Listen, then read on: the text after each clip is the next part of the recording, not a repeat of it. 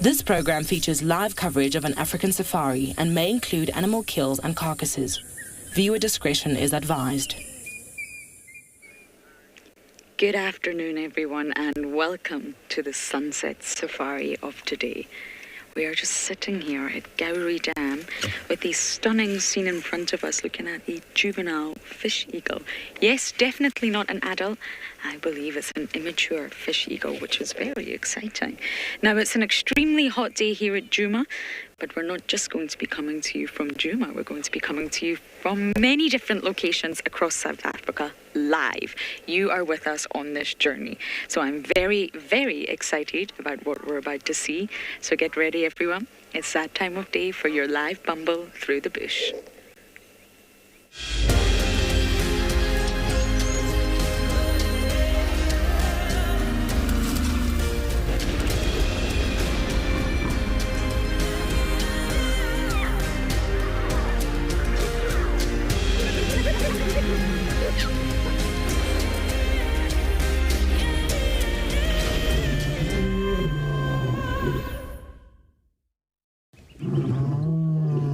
Welcome, everyone. Glad to see that you've all jumped on board.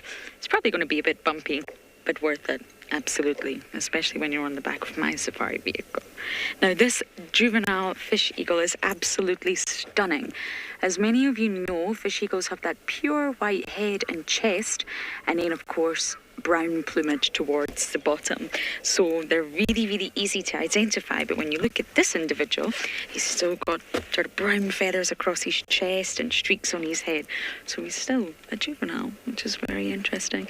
My name is Lauren. I do have Morgan on camera, and we are at Gowrie Dam, one of the largest dams in Djuma at the moment, and we're going to check on Miss Tlalamba's kill. Now, it's extremely hot, so I don't have much hopes that she's going to be up that jackalberry, but you never know. You don't know until you try. So that's at least plan number one. If she's not there, then we'll come back a little bit later when it gets cooler. I'm sure all the locations have exciting plans for today.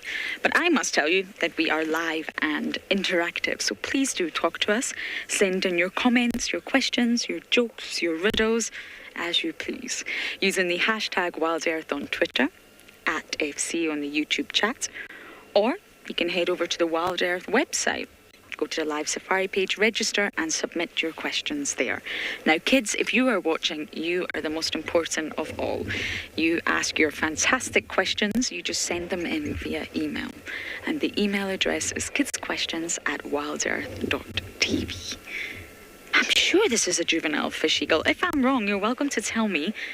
It's tricky to see in this blinding white sunlight, but I'm pretty sure it is. Just looks very different from the adult. Even the beak is a different colour. I don't think you're going to be surprised by this answer, but they eat fish. Yes, you will always find them around water bodies.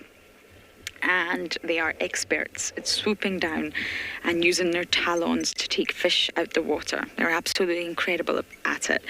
But they don't just solely eat fish. They will sort of also eat small birds. I've actually seen a fish eagle take down a green pigeon. And doves and small little birds like that, maybe even rodents, small little mammals. But predominantly it's fish. And that's how they get their name, the fish eagle.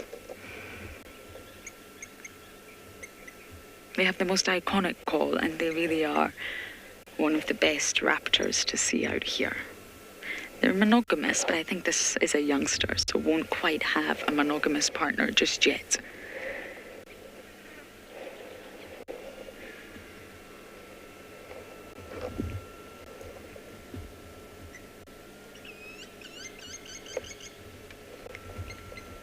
You can hear the lapwings, the blacksmith lapwings.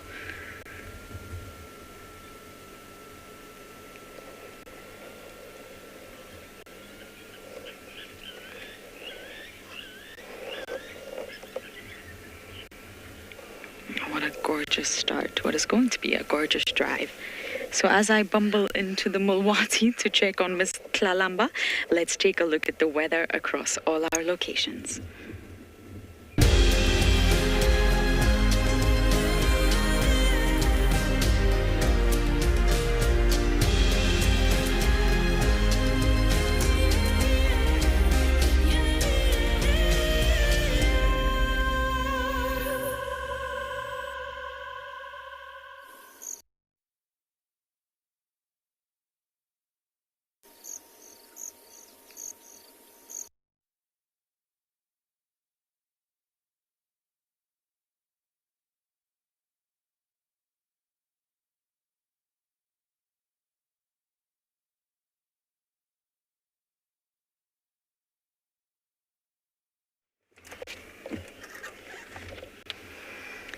You're back with us already. Sorry about that. I am sure Phinda will be back with us in just a moment.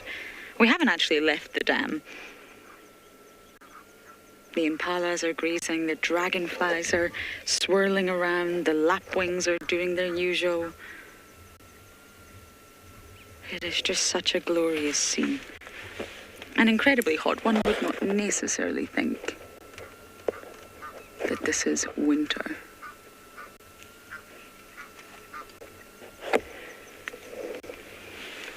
And yet it is. So Morgan, are you ready? We have some missions to complete today. It's not easy getting into Tlalamba's kill site. It takes a little bit of working to do, but we're just going to go nice and slowly. Leopards do feed during the day. They're nocturnal animals, but they do, if they have a kill hoisted up a tree, they can snack on it whenever they please. I do think she'll be hiding in the shade, but you never know. Miss Tlalamba likes to surprise us all regularly. She's full of surprises.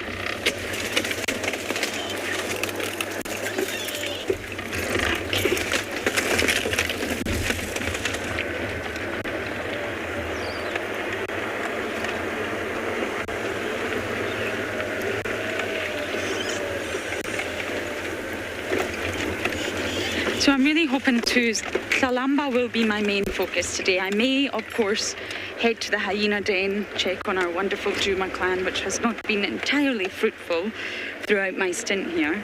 But I always do check, naturally, and then I think I will come back for Kalamba. I don't believe she will not return for that impala.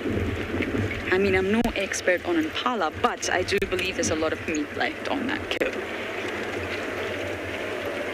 She will not waste that, I'm sure of it. This was our route this morning, Morgan, wasn't it? We found an easier route. One that doesn't involve getting stuck.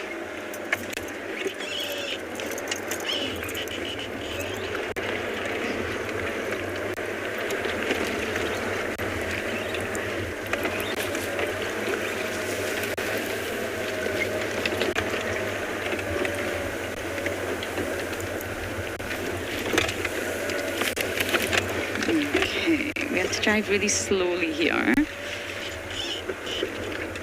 but it is an absolute pleasure to be back in the Mowati and take you guys back in the Mowati. There's a section of it we can't drive, so the entire riverbed, this part we can, the middle part we cannot, and then the very end we can.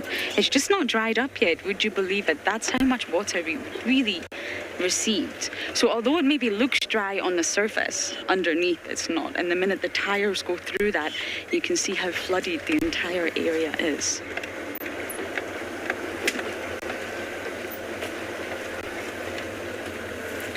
Okay, I'm going to slowly make my way into the Mowati, and you guys are going to go across to Steve to say good afternoon.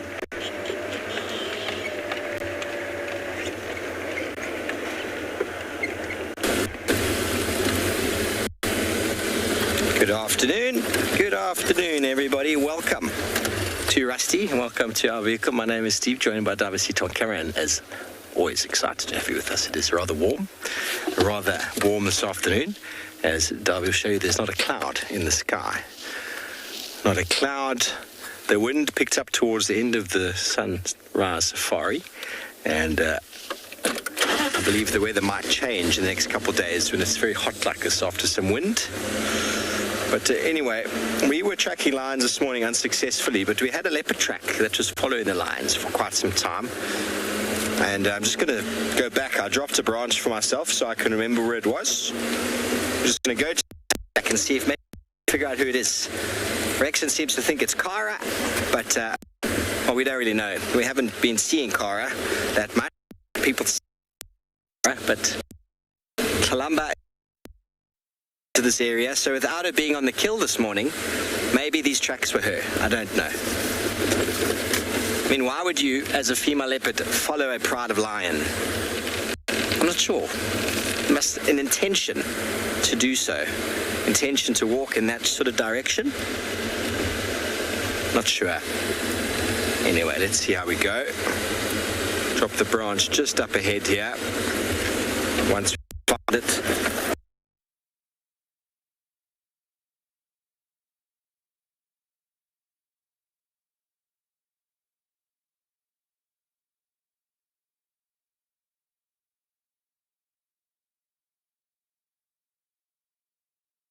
We're at the kill. Something disappointing, I'm afraid. It's moved. It's been completely repositioned. And it's been fed upon. So that means at some point between AM Drive and now, she's been...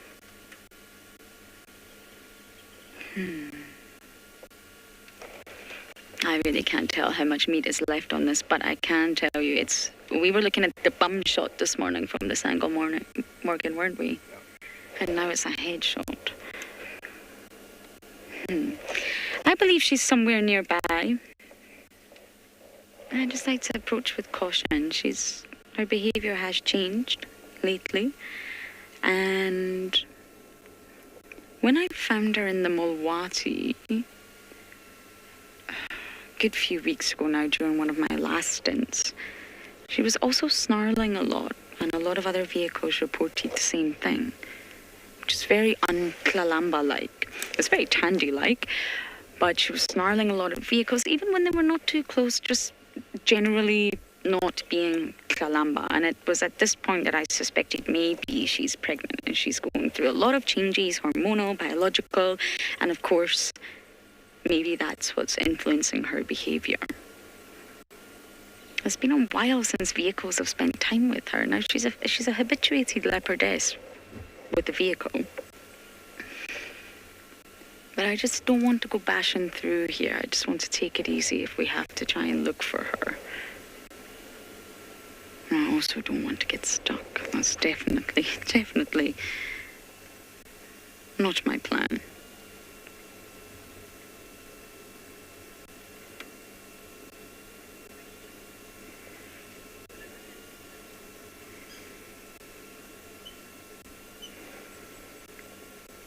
Oliver, you're asking, could another leopard have eaten a kill? Absolutely. Absolutely. They will definitely steal one another's kills, 100%, if they come across it. It would take a leopard to come to this area and get the scent of the kill in their nostrils and think, hello, this is a free meal. So I don't think this is the case here, but it's definitely possible, absolutely.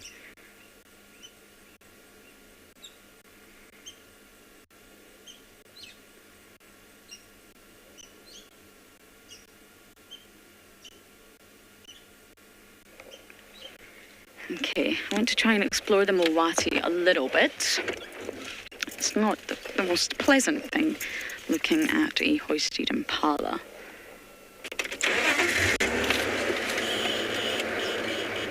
Shade, this is what we have to look for. Nice, big patches of shade. Not for us, of course, but for our princess.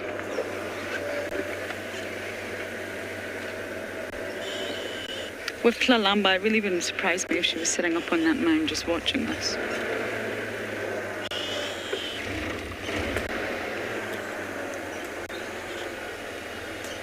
I don't know how much of this is left. It's been completely repositioned.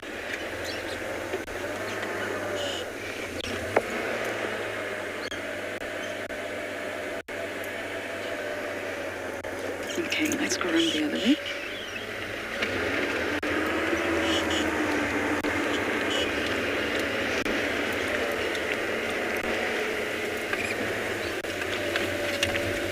I didn't catch that name, but me too.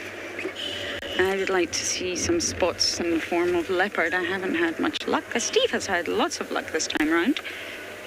I have just had a lot of vehicle issues, but I think we're going to get some spots. I've got a good feeling. Now, the vegetation's definitely subsiding. A lot of the grass is starting to die. But I still just want to drive really careful because the grass is still long and she could just be sleeping here, and of course you don't want to startle her.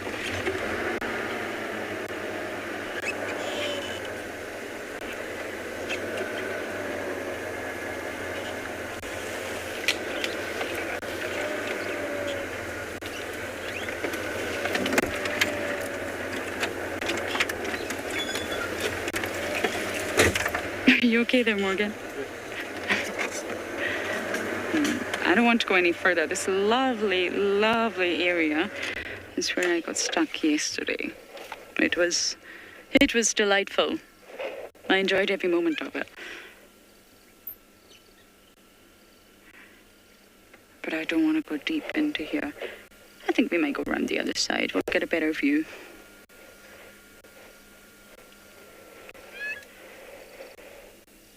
Miss Kalamba, are you here? I would really like to see you, and so would many others.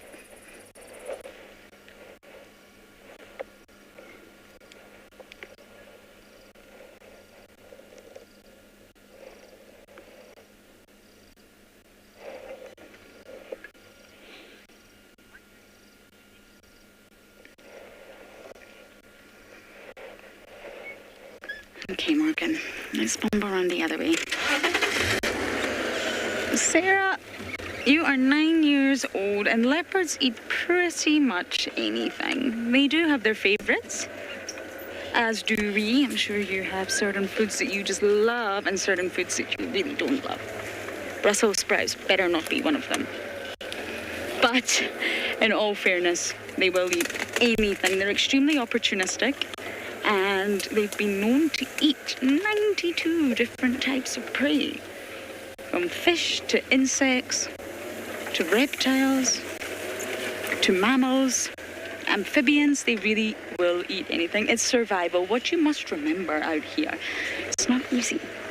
Leopards can't just go to a restaurant and order whatever they please. It's all about survival. And if you're hungry and you haven't had food for a few days, you're really going to need to eat anything that comes your way, anything. And even alates, which are the reproductive termites, are so full of protein and fatty acids that they can even sustain a leopard for a little while. You don't want a hungry leopard, no. So they really will eat anything. Okay, I'm going to continue searching this area very, very carefully. And we are going to now send you across to Ngala to say good afternoon.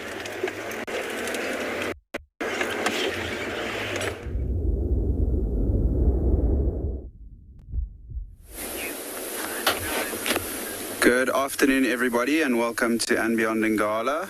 And it is a rather hot day here in the low fault. As you can see, we've started off this afternoon with a beautiful scenic view of the Drakensberg Mountains and some of the clearings in the south. My name is Nick, and behind camera we've got Mpho this afternoon, and we've headed down into the southern parts of Ngala looking for the Birmingham Pride, or portion of it at least, and we did find some tracks from what looked like they were last night. And we had a look around and we tried to follow them a little bit, but went into some very long grass. And considering the fact that they were moving some stage early last night, they could be very far away from the road. I think if someone had come down here and had a look this morning and tried to track them this morning when the grass was still wet, it would have been a little bit easier. So, yeah, we haven't seen very many animals in this part of the reserve this afternoon, and I think it has quite a lot to do with the heat.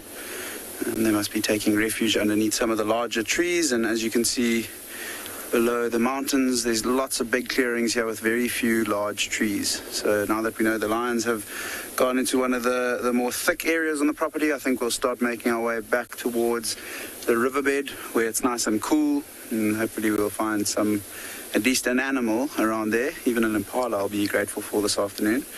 But hopefully there'll be some elephants in the shade, and then we'll try maybe later this afternoon catch up with the mother lioness and the 3 cubs that we've been seeing quite regularly around the riverbed in the central parts for the last few weeks. Literally dead quiet out here, not even a bird calling. One white-browed scrub robin in the distance. But I think what we're going to do, enjoy the mountains for another minute or so, and just the beautiful setting that we started this afternoon with. Enjoy a little bit of the peace and quiet, and then we'll start making our way, as I said, towards the riverbed.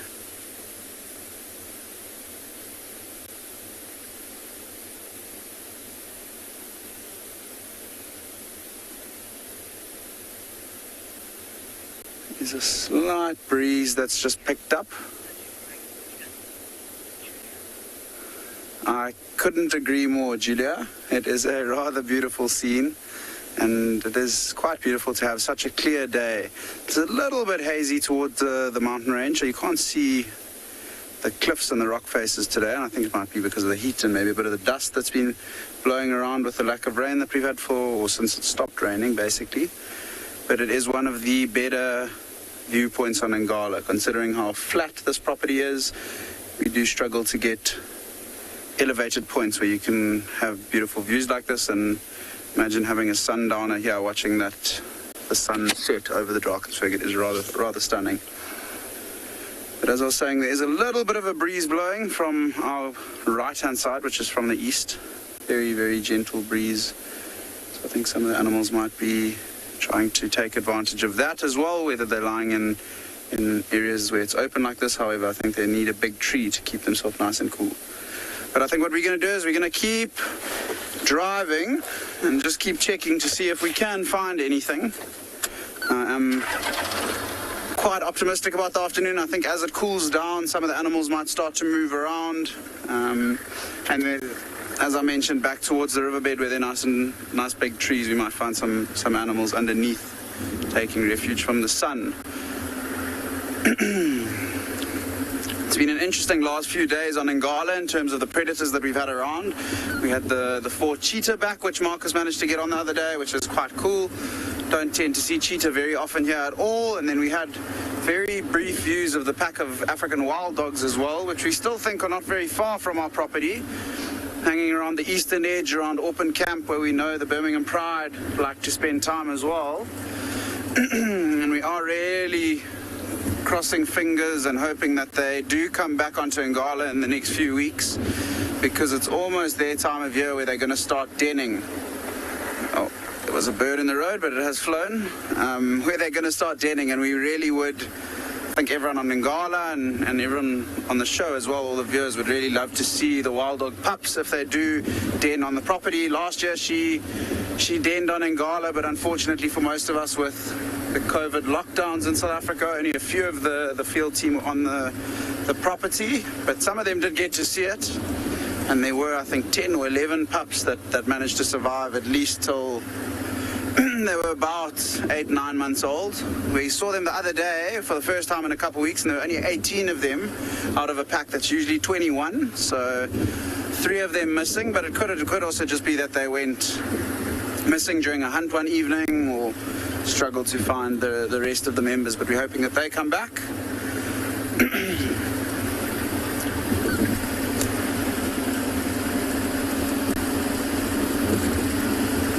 You can see the area in front of us.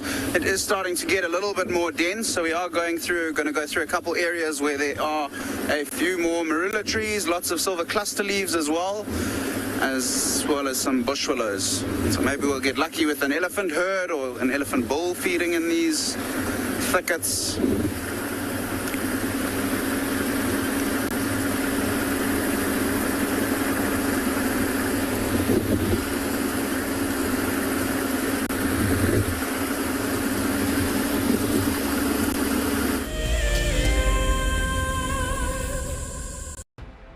In preparation for our 14th birthday, we will be lighting up a fire and heading on a special journey down memory lane. Join Lauren and Steve on the 11th of April for a sentimental look through the archives. The missing cubs have arrived! Holy moly, everyone, this is incredible stuff. Oh my goodness, everyone. Oh, there's 2. Who better to have as special guests than the WildEarth co-founders Emily and Graham Wallington. They'll be answering questions about WildEarth's fascinating journey since its launch in 2007. Following many requests, we've decided to make this event available to everyone, not just explorers. You do, however, need to be registered on the WildEarth.tv website. Join us straight after the sunset drive on the 11th of April for what promises to be a remarkable evening. Graham, I'm just going to see, there's a very good place that I want to see if we can get good signal from there. That's what I'd like to know. Welcome to dawn in the African bush. How cool is this? Can you believe it? Those cubs are now only 10 feet from us. Unbelievable. Elephants chasing wild dogs chasing elephants. Pandemonium! Watching how WildEarth has grown since 2007 has been truly remarkable. On the 27th of April this year, WildEarth will be turning 14, and we would love to hear from you. Please send us your own special birthday message, which we can share with the rest of the WildEarth family. Maybe you can tell us why you started watching WildEarth, what WildEarth means to you, or you could just send us a very happy birthday. Don't forget, when you want to film yourself, to hold your phone sideways to get the best angle. When you are ready, you can email your videos through to birthday@wildearth.tv. My name is Lauren, and I'm currently working in Djuma Private Game Reserve here in South Africa. I love answering your questions during the live safaris. It's my favorite part. It feels like you're on the vehicle with me, and I'm able to teach you exactly what you want to know. If you want to ask a question on WildEarth, then you need to register on our website. Once registered, you must go to the live safari page and ask your question below the live feed. telling me I must move. Maybe you must sack.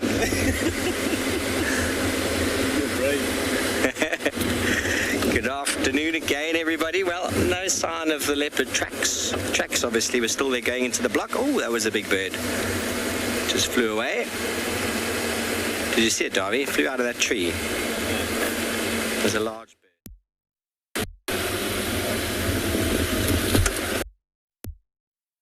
I'm going to go check our rubbing post dam real quick. See what's... Oh, that's bright. See what's happening that side? Before going back onto Djuma. Nice bit of wind would be lovely. It's very cold today. Happy Sunday, everybody. Happy Sunday. Day of rest. No burpees for me today, although I only realized that after I'd already done 25. Oh, it's Sunday. Anyway, still keeping up the burpee conservation challenge. My friend did his 30,000 in 10 days, but everyone else is still adding and contributing to the million. It's a very long way off still. A million burpees is a whole lot of burpees. Darby, how many burpees have you done? Darby's done no burpees. I'm gonna go to the area where Kalamba is got a bamba to check this back on house. Okay, so, something in my eye. And no, I don't know what it is. I was asked that question last night, if I knew what bug flew into my throat. No.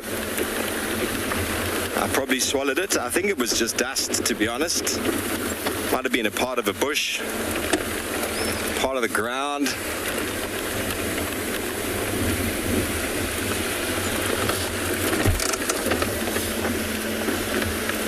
Now, this rubbing post dam has often got a nice little scene, nice little view.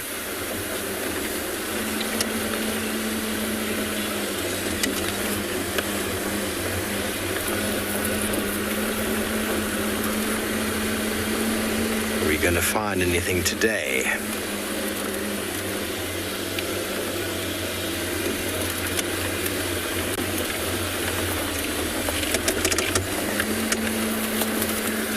You see, I came around the shady side, Darby, just for you there, brother. Okay, well, let's just take it nice and easy here. Nice and easy in the shade.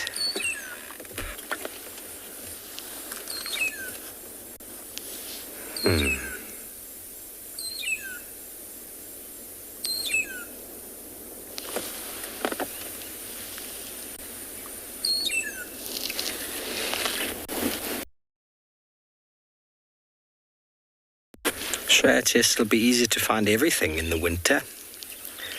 These water points will be more localized at the moment. As I'm sure we have been discussing each day, there's water everywhere. Almost everywhere, and those little bits and pieces and patches are drying up. And in the larger watering holes will sustain water into winter. But it's been a very good year from a rain point of view. Darby and I were just talking about how few duikers and steenbok we've seen, and it's not because they aren't around, it's just you can't see them. The same goes for leopards and lions, they're around. What the thick vegetation does do is it generally forces them to walk along the road, which they do in winter as well, but they're not as obligated in winter to walk through on the road because it's much more open. But that is in winters when the vegetation is very low. I was looking at some photos I took last year on Chitwa of some nyala in the open area, and it was almost desert. There wasn't even a blade of grass. It was completely barren. It's amazing the transitions we get from the green through to the brown. Now how quickly it's gone brown. I was just walking in the bush a moment ago and can't believe how dry the grass is already getting. But there's a lot of dew still in the morning. I walked 10 meters in the grass this morning. It was too much. My feet were already sopping wet. So that's another reason animals don't want to walk through the thick grass. But when they do, and they lie down behind it, you can't see them. So it's going to take a few more herds of buffalo, an elephant to come through and to flatten the vegetation, to open it up a bit. There will be some fires this year, whether controlled or not.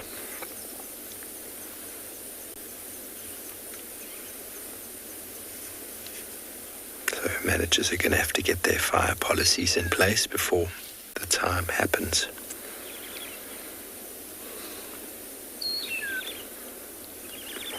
Michael, I don't really know the different bird alarm calls. They're all quite similar.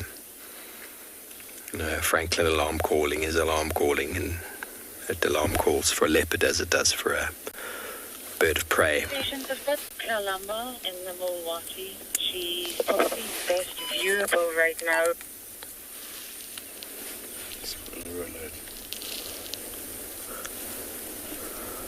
Okay, well, you probably heard the game drive radio there, so we're going to send you over to Lauren.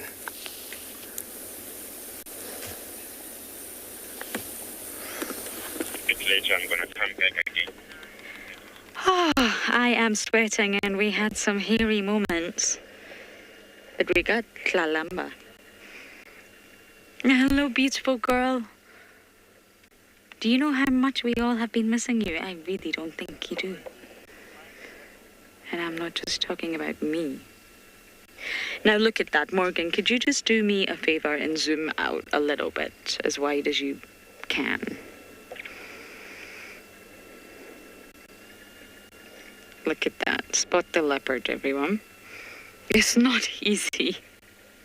It's really not easy. But we're actually viewing her from the other side. So her kill tree is not too far away. We came all the way around onto Central Road. Just because I don't know, Miss Kalamba. I feel maybe it's just best to give her space right now. And that's exactly what we're going to do. Hello. You beautiful thing. And she's watching us, isn't she? So she has been eating the kill. She clearly ate the kill this morning. She was probably watching Morgan and I for long enough. And then she's moved into the shade. And the drainage lines where she is right now is a fantastic place to seek shade and be cool. Cool cat.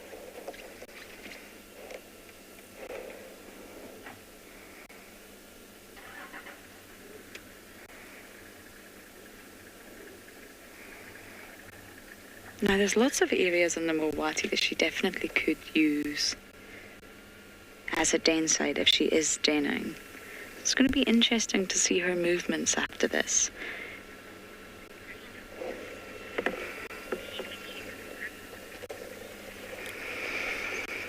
Oh, Elsie, we have touched on this every single day, and I think Steve did as well. We don't know.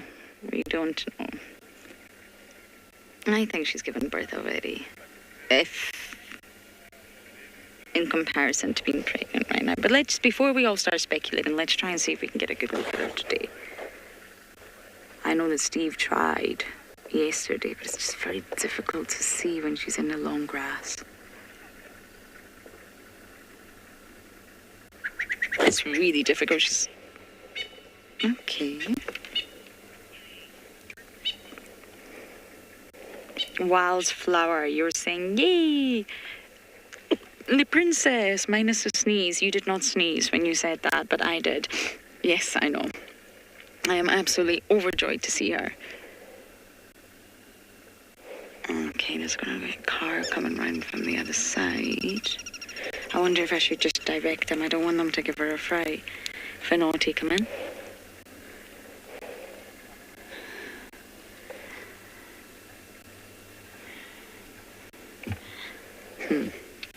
He's not responding. Hopefully she doesn't move. But yes, she's very secretive. And a while ago there was male and female sort of track marks of them mating on Gallagher Shortcut, and I'm talking this was a good 6 months ago. Then her behaviour changed. She started calling a lot more frequently, which is exactly what females do when they come into estrus. Not just a territorial calling, the sawing, but a lot more frequently to advertise herself to the males. If she's not finding that dominant male, if you think about it, Kalamba could be here in Djuma. The only real dominant male around is Mowati, and he could be on Arathusa. How are they going to find each other? She has to keep calling and leaving her sign, hoping that she meets a male. If she doesn't, she's going to start to move out with her territory, and we call this extraterritorially. And she's going to start to move maybe into Tandi's territory, or maybe even into Sabui's, or maybe even into Shudulu's, depending on which direction she takes, because she needs to find a male. She cannot be in estrus and waste that estrus cycle. Now, of course, leopards have far greater hearing than we do, so they will hear the calls of one another, and he will pick up on the sign eventually, and he'll know there is a female in estrus nearby. He will also call to advertise his territory, and eventually they will meet. And even if she has moved out with her territory, by staying next to him, it keeps her safe. So she was calling furiously for a while, really furiously, a lot more than she normally would if she was on territorial patrol. And then, of course, she's been missing in action for quite some time. So in answer to your questions, we really don't know. But we are hoping that the next generation are here or could be on their way. So as we sit and admire our darling princess, we are going to send you guys across to Phinda.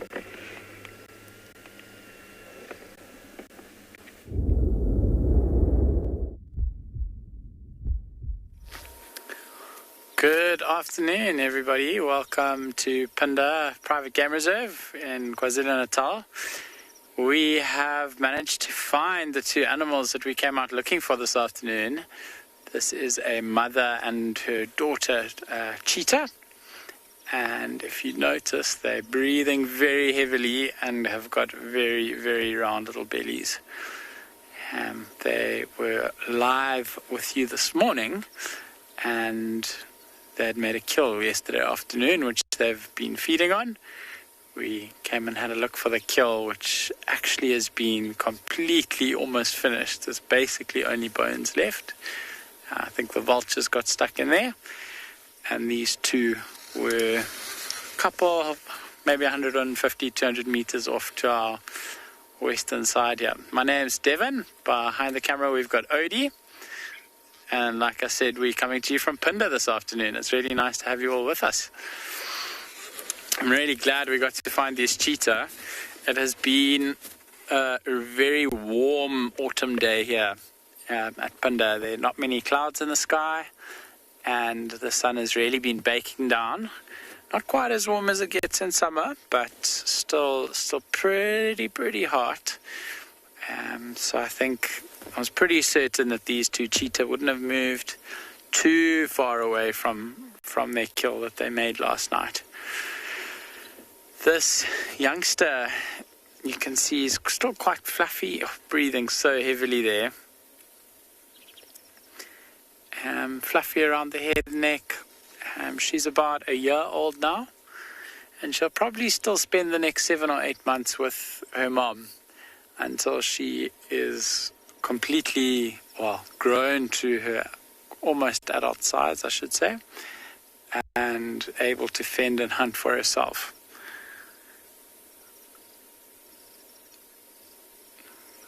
What happened last night is this mother managed to catch a young impala. So the impala that were born in November, December are now getting quite big. They're not nearly as small or as easy at targets as they were a month or two ago, but they are still not quite as well adapted to getting away from cheetah as other adult impala might be. So unfortunately that one came a little bit short, but an important meal for these two. And you can see they really enjoyed that meal. Their mother is she's got looks like she's got a bowling ball in her belly there. Really full. and they are very, very content lying in the shade here. We were actually quite lucky. We went to go have a look at the carcass, and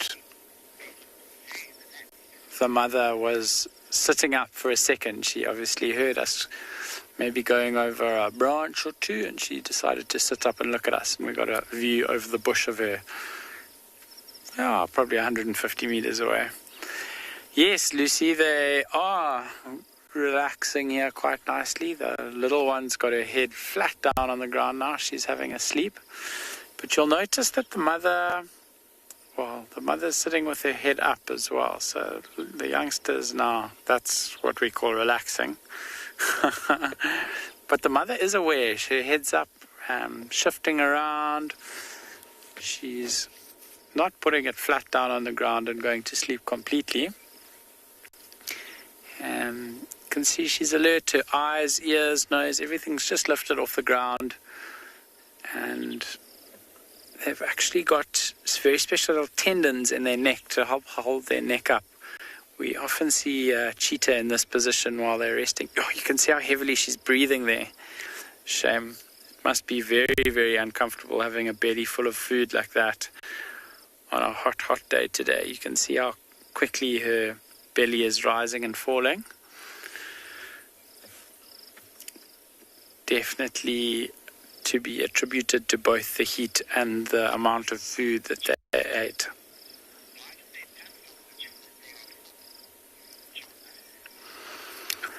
China, I think it's so they gorge themselves and eat lots of food, and then their body is really struggling to metabolize all this food. It's working overtime to digest all the food, and that's actually why they pant so much. They're uncomfortable, their metabolic system is working overtime, and if they move around, I mean, even if they were to move around on a day like today, they would start panting after no time, because it really is quite a cooker out here.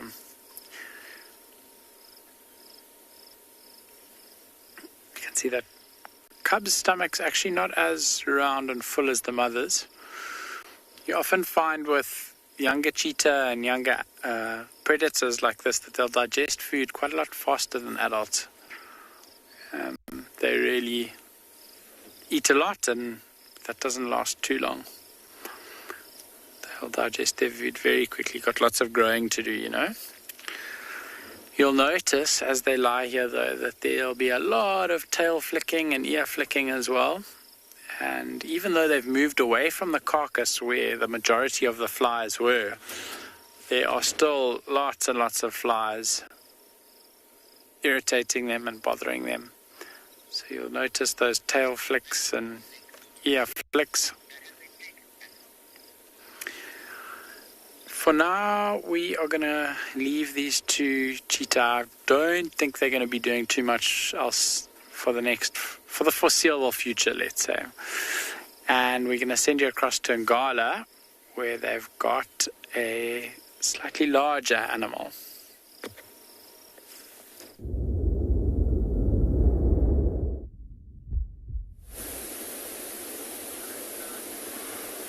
So as you can see, we have managed to find our first animal for this afternoon. I'm very glad that it is a large elephant bull, and it is, as we expected. We found him a little bit closer to the Timbavati River, and he is also standing in the shade. And have a look what he's doing there with his trunk.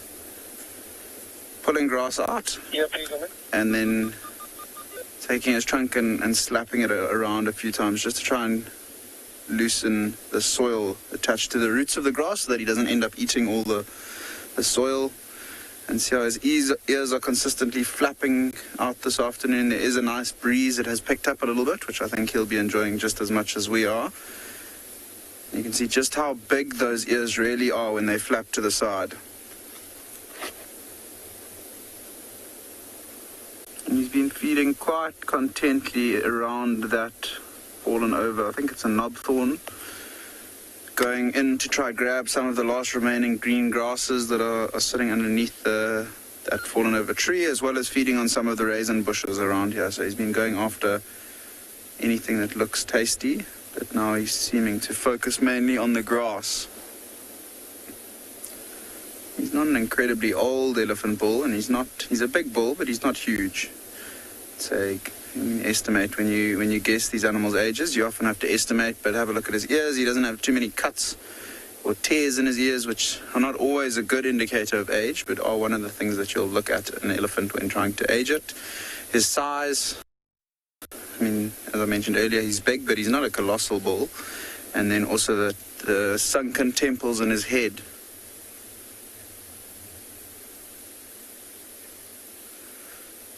So Janet with elephant babies, and I'm just going to sneak forward a little bit, see if he doesn't mind that. There's a rather nice view. So you can see he's mastered the art of using his trunk very, very well. And baby elephants do take a while to learn exactly how to use and maneuver their trunk, and it's usually around a year or so when they have got almost full function of their trunks. Before that, you'll see even when they go and drink at waterholes and in puddles in the riverbed where their moms and other members of the herd will dig for sand, they have to pretty much stick their whole head into the water in order to drink, because they just don't understand how exactly their trunk functions. And it's easy to understand why, considering there's about, on average, 50,000 muscles in an elephant's trunk. So it is something that needs a little bit of training and a little bit of learning to get right. But once they have got it right, it's an unbelievable tool that they use to feed with, communicate with, but mainly for feeding. I mean, look at this elephant, how he's pulling out, and there he's just having a little smell of us as well, pulling out the grass with such ease. And during the marula fruiting season, if any of the viewers are watching back then, you would have seen how he uses the tip of his trunk, almost like two little fingers that he has on the end of it, to pick up individual fruits. So they're very dexterous and really very delicate when they need to be, but they're also rather powerful and can pull big branches off trees. See if he just tries to strip the leaves off this raisin bush now. Just looking to strip the leaves off. He's not interested in eating all the little stems of the tree or the plant. You can see as well he's got a little bit of a darker color behind his eye. So he is secreting fluid a little bit out of his temporal gland. But I don't think I don't think he's in must. I've had a good look at him. His behavior is very relaxed. As I say that, he gives us a good look. But he doesn't have urine streaming down his back legs. I don't think he's in must. He might be coming into must or going out of must, but I don't think he's in must at the moment. You can see when something grabs his attention, even an animal this big takes note of something like us, or maybe it was something that moved behind us, he just stops feeding, has a good look in that direction. Sometimes they'll pick up their trunks. They've got an unbelievable sense of smell, just to gather information of what's going on around him. The elephant bulls, we've been seeing lots of elephants around Ngala at the moment. I think it's because of the fact that the cooler temperatures have started drying out some of the grasses.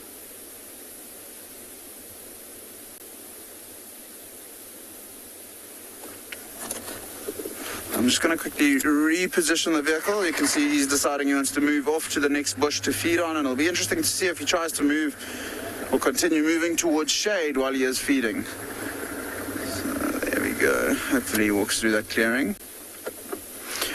Lisa, do elephants continuously keep growing throughout their lives? They do grow until a certain stage when they get older. So for an elephant bull, maybe at about 50 years, you'll stop growing. So they don't grow forever and ever and ever, but they grow until they reach the full size that an elephant gets to when they do get to maturity. Well, now you can see while he's feeding, he's also dropping some dung. So it shows us that elephants never really have time to stop feeding. He looks a little bit embarrassed.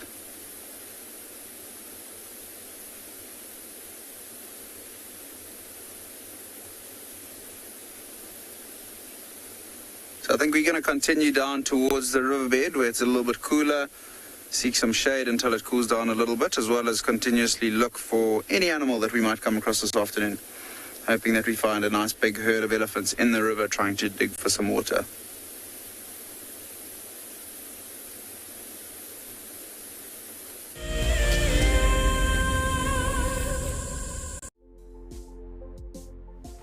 On the 27th of April, WildEarth will be turning 14 years old, and we wouldn't be here if it wasn't for all of you. And to celebrate, we will be finishing the beautiful book that we started last year that looks at the history so far. But we do need you to be part of it. Please submit your most memorable sighting, or what WildEarth means to you, or even just your name and a comment to be included inside the book.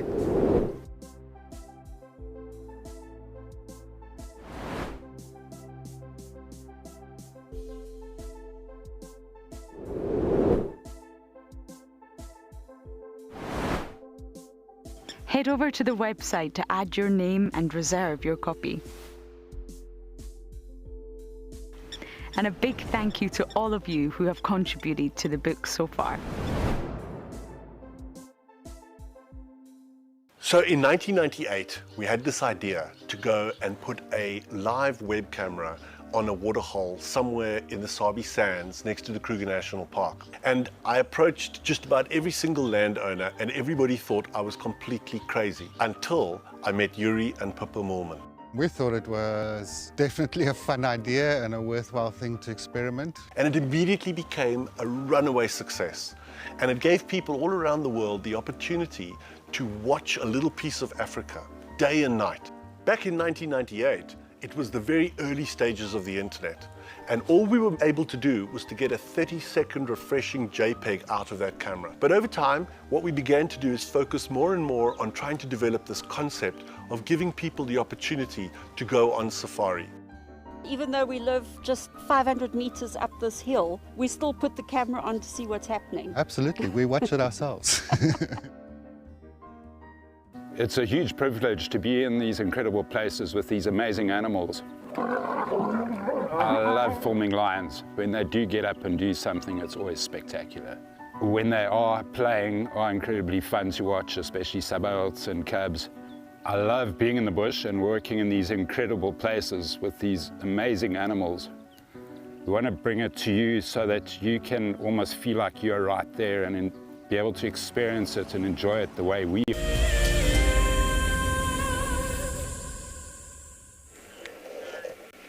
The princess is up and very alert. If Franklin had a little bit of a tantrum or a dramatic moment, and just like that, Kalamba's up.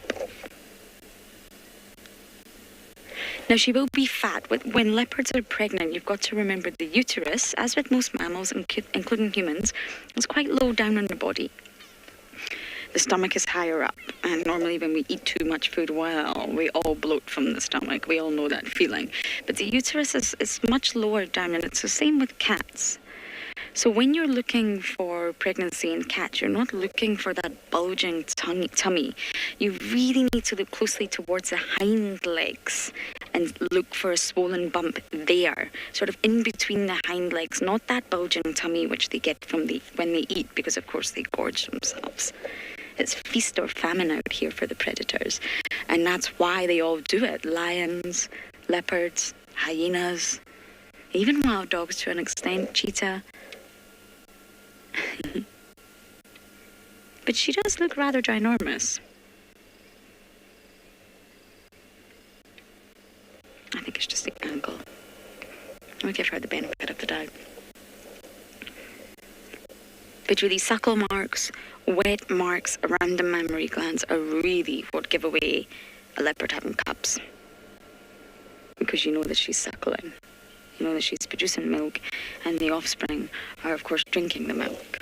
That's what you really want to look for.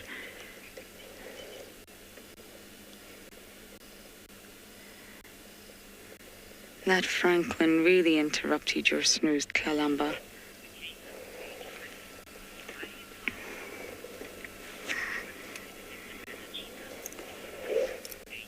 Okay, she's on the move.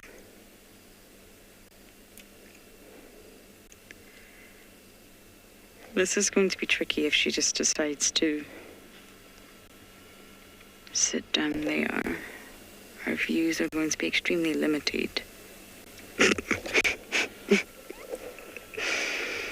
Well, Kalamba.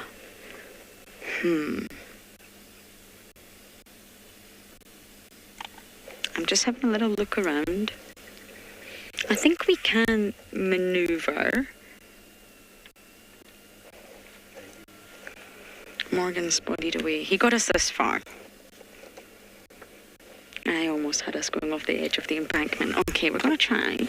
Remember, we're far away from Tlalamba, and I think right now that's the sort of best way.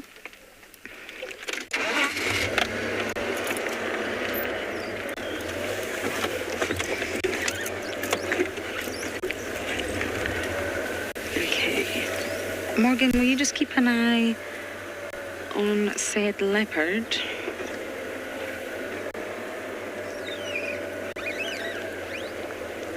The grass is so long, I'm scared I miss the edge and, well...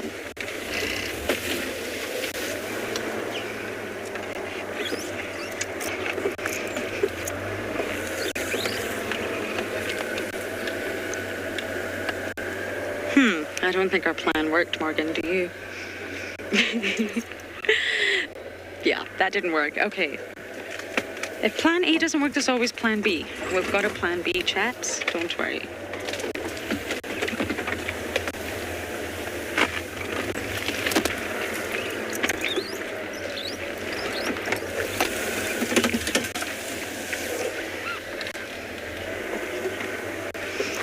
Okay, I'm going to do my very best to find a nice shady spots for us where we can all sit and watch the princess.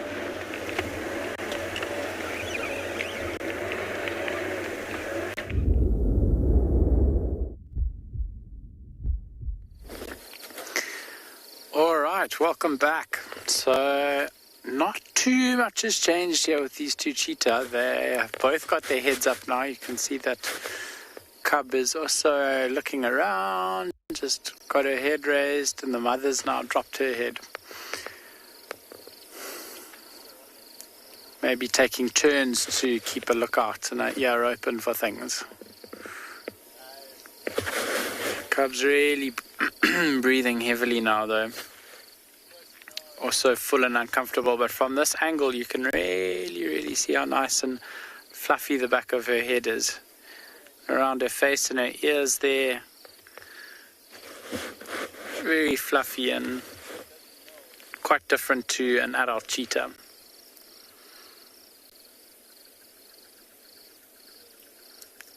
You can see that little belly working overtime in the corner there. Oh, what an absolute pleasure to be able to sit with them here this afternoon. I think they've definitely got the right idea, spending the day, or the afternoon rather, in the shade. It's quite bright all around us and quite warm. You're going to have to take my word for it, but it's quite warm in the sun.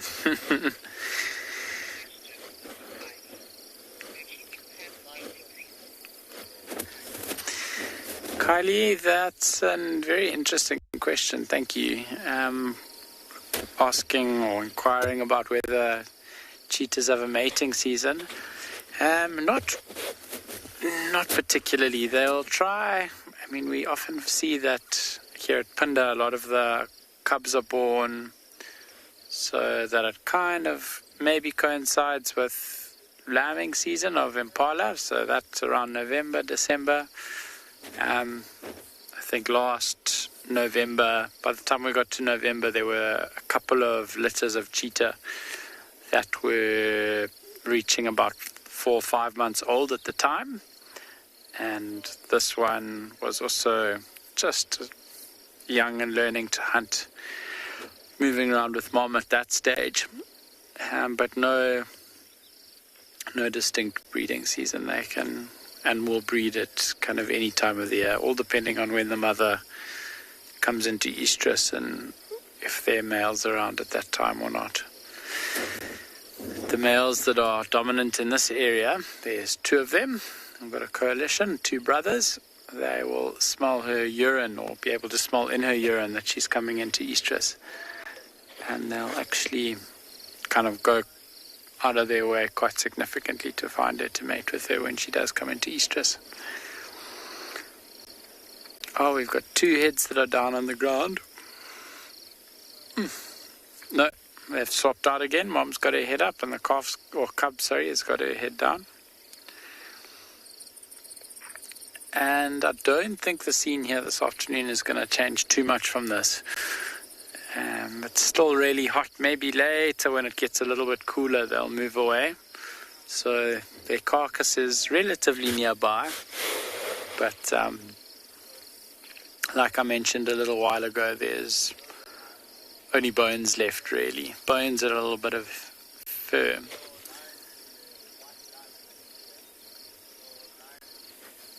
But these two look very, very comfortable in the shade.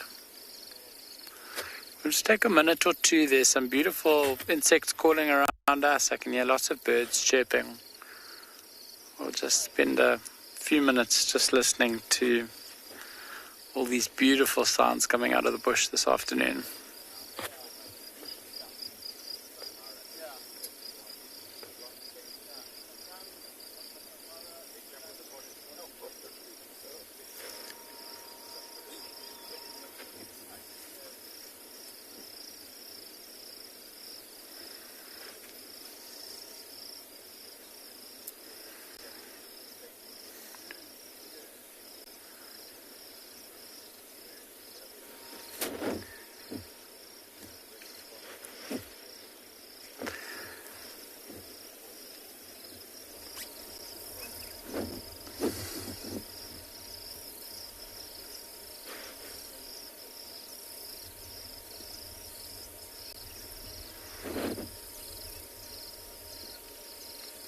See the beautiful view that we've got out in front of us here.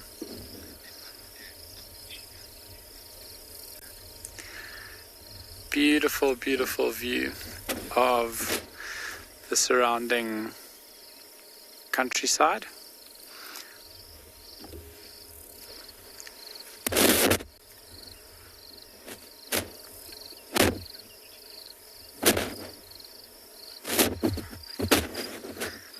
So Doug, I think the lifespan of a cheetah is potentially maybe like 13 or 14 years old.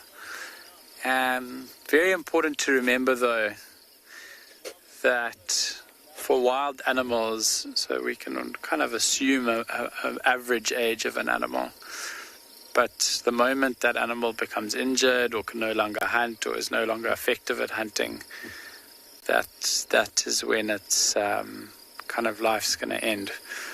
I think you don't often see too many unhealthy wild animals. If the ecosystem that they're living in is a healthy, functioning one, they tend to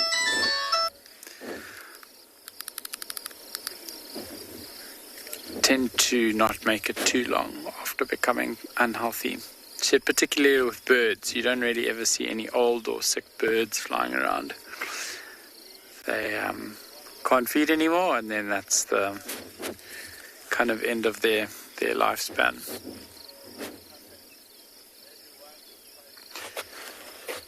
We were just looking at the view though, and it really, really is magnificent here, this late afternoon light. Very, very golden in color. And you can see the vegetation here is kind of a bit of a mixed thicket and grassland. So we've got quite a few guarri trees, some magic guarris, some white stem guarris, and then some small acacias.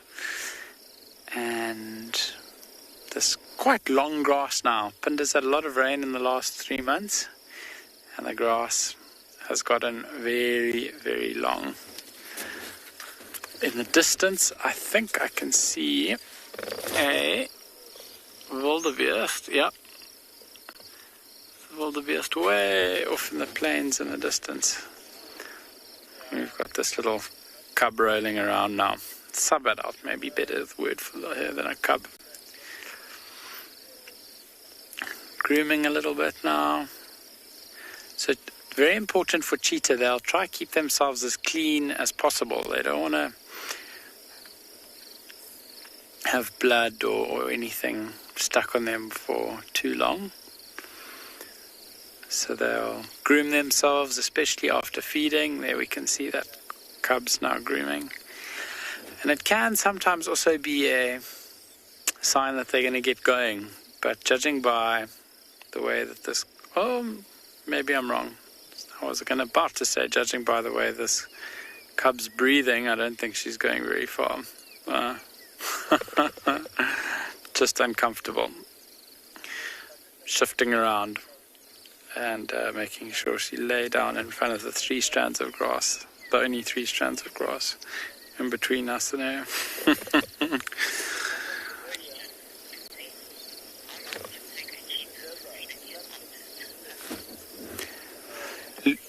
Lucy, that is completely dependent on the size of the meal. So if they catch something small, like a small little scrub bear, or they could catch a little, like a spur fowl, or a francolin, or a small antelope, and it might not even fool them for very long at all. They might be moving around and not hungry by the end of the day, but hungry by the end of the day, if you know what I mean.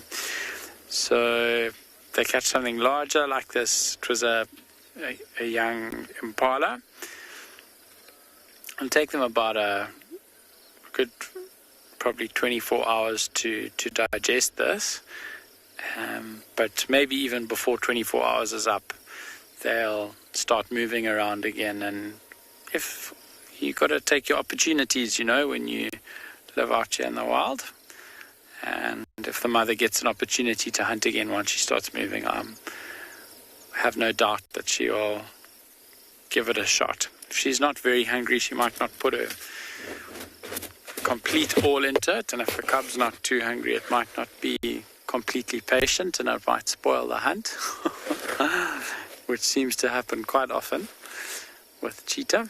The cubs getting in the way and disrupting the hunt for the mother, giving away their position. But if they're hungry, then it's a little bit more of a serious game, one could say.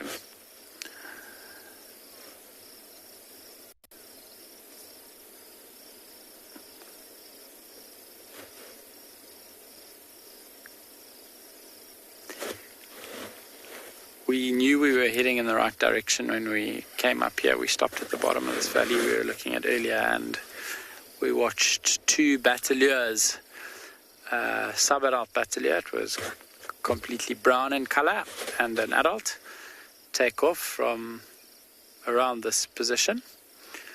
And then shortly after that, 3 or 4 white-backed vultures also took off.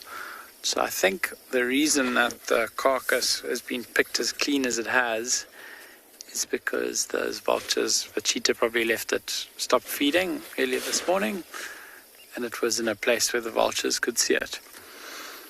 So they came down, and those battaliers came down, and they would have fed a little bit and finished whatever was left. Really picked the bones.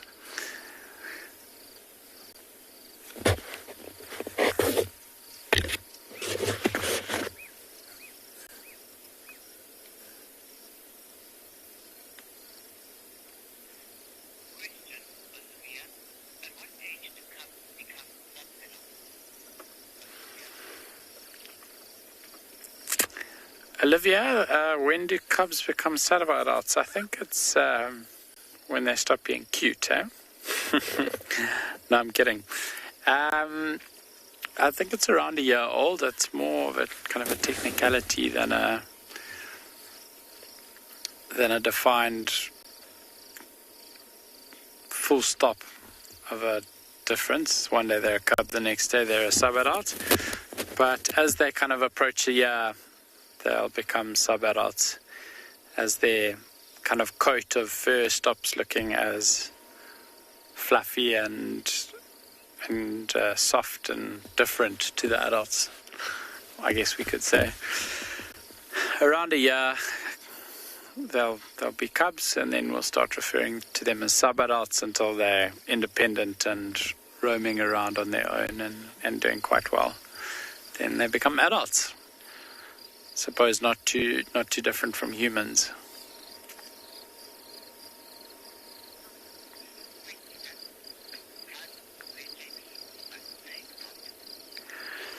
We are going to leave these 2 cheetah to laze around in the shade and work off their food babies. I don't think they're going anywhere.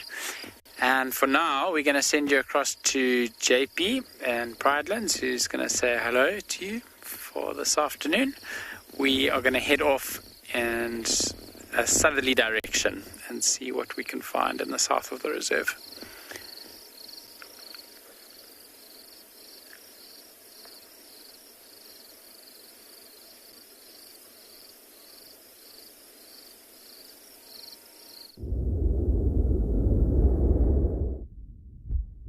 Good afternoon and welcome to WildEarth. We are live at Eco Training Pridelands. My name is JP Leroux, and behind the camera we have Johan. At the moment we are at Leopard Dam and we are looking to see what we can find. But in the distance we have a giraffe that's busy drinking. So we're just going to watch him for a little bit longer and see what he gets up to, or what she actually gets up to.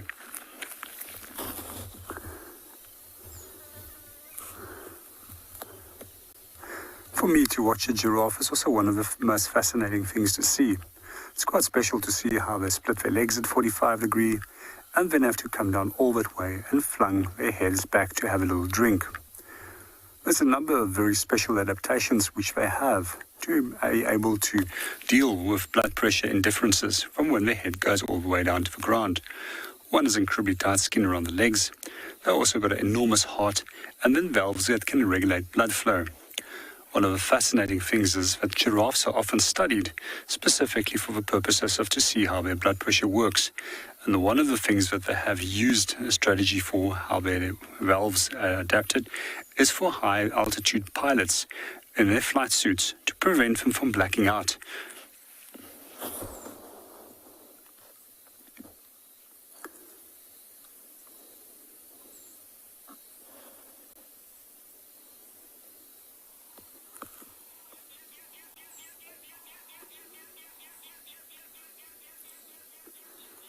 Seems as if she's now shown a little bit more interest in having a little bit of a snack again, rather than having a drink. So for those of you that don't know how to separate a male from a female giraffe, it's fairly easy. We quite often can look at the top of those little horn-like structures. In this case, it's got tiny little paintbrushes instead of bald spots. And she's got also a fairly thin neck and a pale coloration compared to the males that are darker and thicker necked.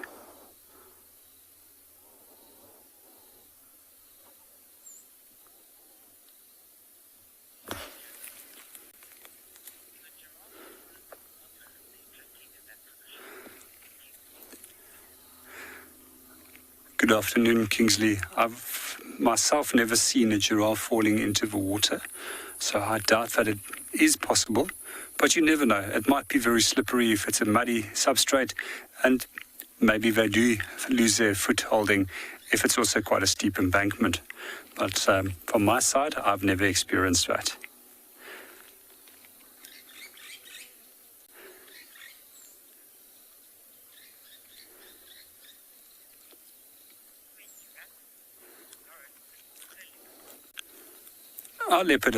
Our giraffe has now moved off, but in the meanwhile we're going to hand you over to Lauren, who's busy viewing a leopard.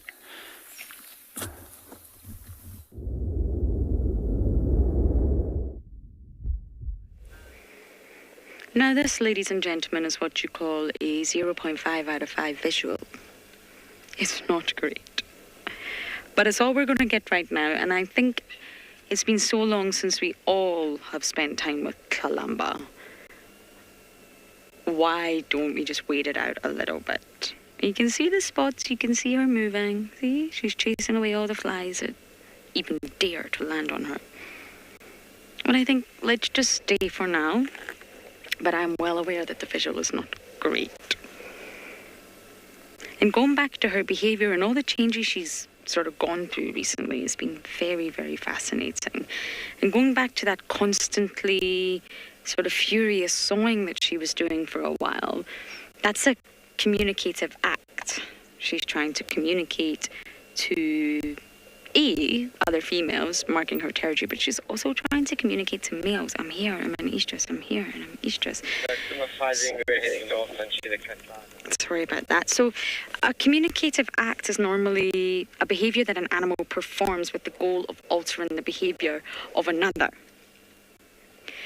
But this communication, let's think about it, it's derived from other kinds of behavior, be it respiratory movements, urination, defecation, thermoregulation movements. A leopard's saw is just inhale, a sound that is produced on the inhalation and the exhalation from a leopard, using a very, very specialized cartilaginous voice box. So the something like that. Morgan's eyes just went really wide there. She's just breathing, or any leopard is just breathing, and that's how they're producing that sound. So it's a communication method that's come from respiratory movement. She's not doing anything out of the ordinary, really. In most organisms, their communication is derived from other behaviors, other functions that they already perform. If you think about scent marking, the scoosh, scoosh that we all love to see, it's just urination. It's a normal bodily function that must happen for all of us, but they have adapted that to use it scent marking, which is a form of communication in leopards.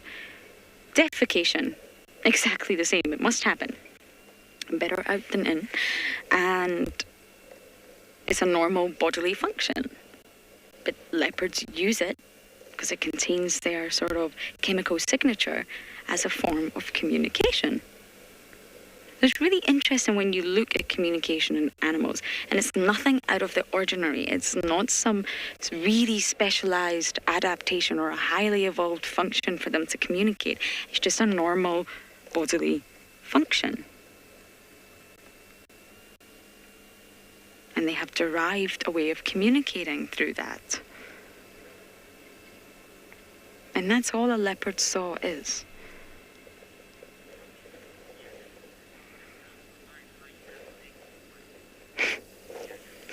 Janet, it blows my mind too. But I must say, you get very accustomed, and we call it the bush eyes. So if you're new to the bush, that's absolutely fine. You may not spot anything. But once you start coming to the bush regularly, it's almost like your eyes adapt. And it's exactly the same underwater. I used to take guests snorkeling. All sorts of interesting celebrity guests that I cannot possibly begin to share the stories. And I would say, there's a turtle. And the turtle is right underneath us sitting, and they are camouflage against the coral reef, but, you can see it. Where? Right there, underneath you. But where? And it takes these guests a long time to be able to see the turtle because they just haven't got their reef eyes on yet. And it's exactly the same as the bush. You get used to sort of picking things out, and something's moving or something's out of the ordinary. You know that's a termite man, but it looks different. Aha! That's because a leopard's on top of it. But yes, Janet, it blows my mind sometimes too. I mean, we knew she was in the area, but it took a while to work this area and eventually spot her. If a leopard doesn't want to be seen, look at that. Look at this 0.25 out of 5 visual we're working with. It's not easy.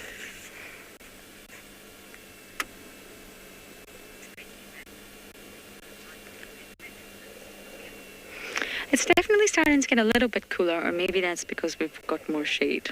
I'm not sure. But I do hope that Kalamba gets a little bit more active soon and the visual increases slightly. So for now, we're going to send you across to Nick and see what he has for you.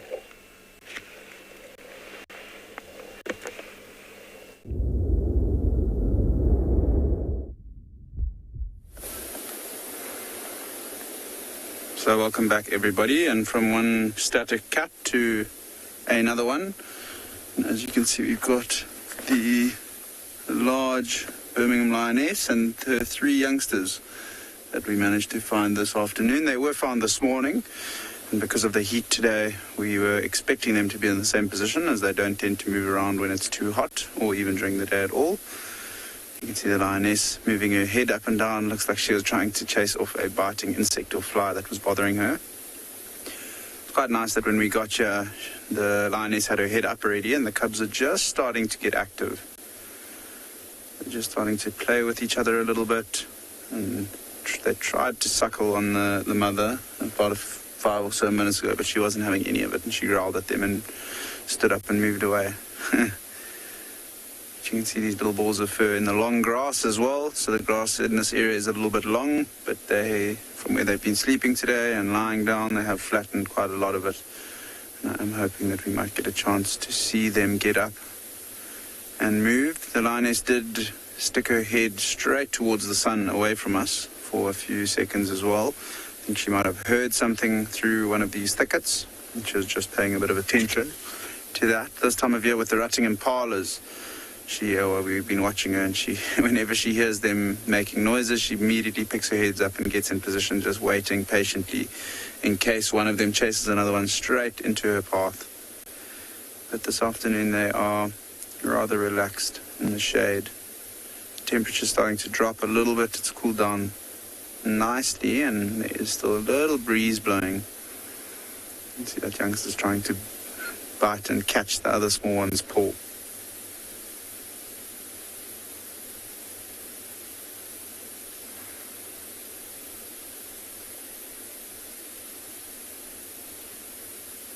See, as soon as Mom lifts up one leg, one of the cubs immediately spots an opportunity and is trying to sneak in and watch the others all try and join as well. Try to listen to the noises as well.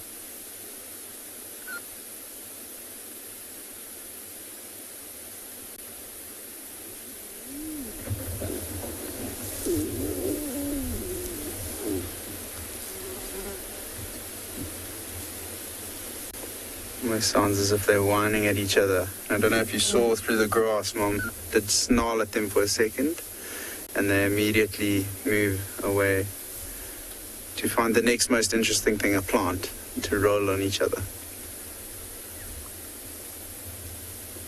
We have been seeing these youngsters in this lioness with some other members of the pride. I completely agree with you, Lisa. These cubs are adorable. And they are at the age now where they are still small, but they're growing up very fast. So that we are seeing them grow quite quickly. It's quite interesting watching each of the individual characters as well. If you look at those two that are at the back in picture, the one in the middle, you can see his face is a little bit darker than the other one just behind. So that's the young male. He's a little bit darker than the rest of the others, or the other two, which are young females. He's having a blast chewing on that plant.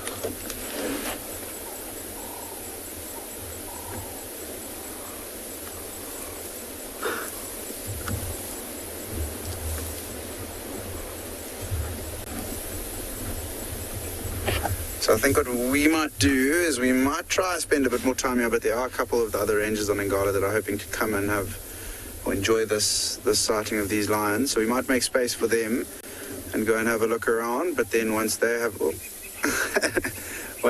left a little bit later, we'll definitely try and come back and see what these little ones are up to.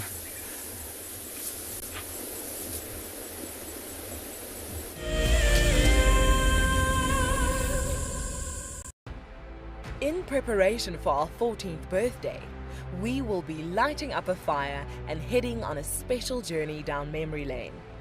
Join Lauren and Steve on the 11th of April for a sentimental look through the archives. The missing cubs have arrived! Holy moly, everyone, this is incredible stuff. Oh my goodness, everyone. Oh, there's two.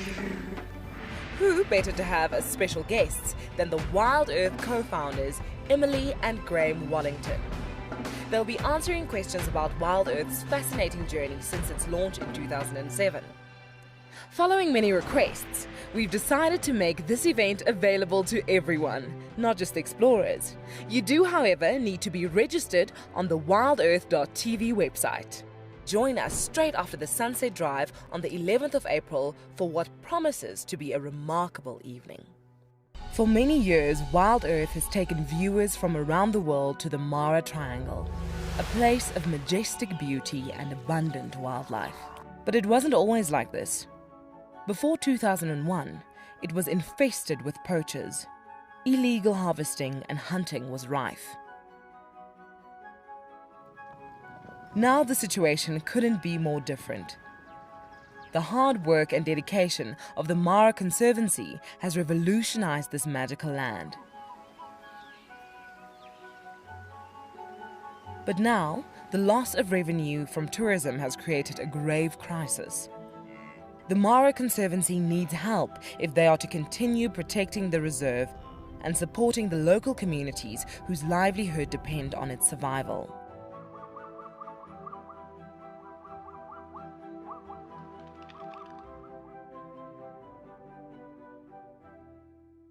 My name is Steve, and one of my favorite things at WildEarth is getting questions from you. The type of questions that I really like are those ones that really help us to unpack and understand and really integrate the ecological knowledge and fully appreciate the importance that animals such as these Cape buffalo bring to the ecosystem. If you want to ask a question on WildEarth, you're going to have to register on the website. But once registered, just head on over to the live safari page and enter your question under the live feed.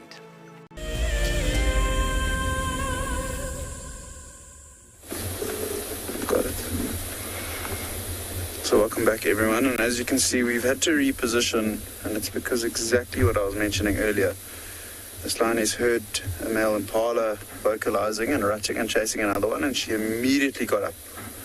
It was literally within a split second she was up and into a crouched position here, just waiting to see if they don't maybe chase each other into this area.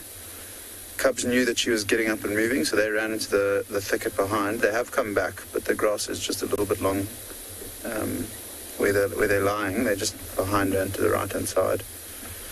But it's amazing how quickly she reacts to a sound when there's an opportunity around. I mean, this time of day, it's not common, and you wouldn't expect to see a lion getting up and start moving and looking for food unless they are very, very hungry, because they'd rather wait till it cools down and for the cover of night. But amazing to see when an opportunity does arise itself, or a potential opportunity, they act on it immediately.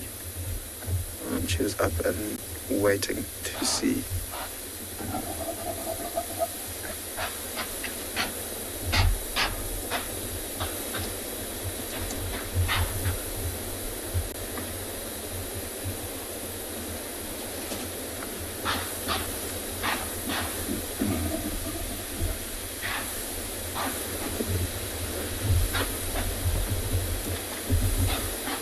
Lucy's asking how long the cubs will suckle for and when they're weaned off. Usually with lions it'll be at about 6 months.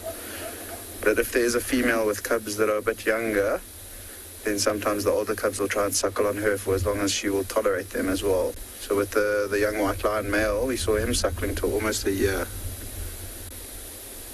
Whereas eventually the lionesses started to chase him away from them. Did you see how that lioness was moving her head a little bit earlier, looking towards where the sun is? Carefully listening. There were some more impalas and they weren't too far away. I saw just a bit of movement in the bush at the back as they came running past. So I think it could be quite an interesting afternoon if these males do keep on chasing each other around her. The chances that one might run into her would be very exciting to see.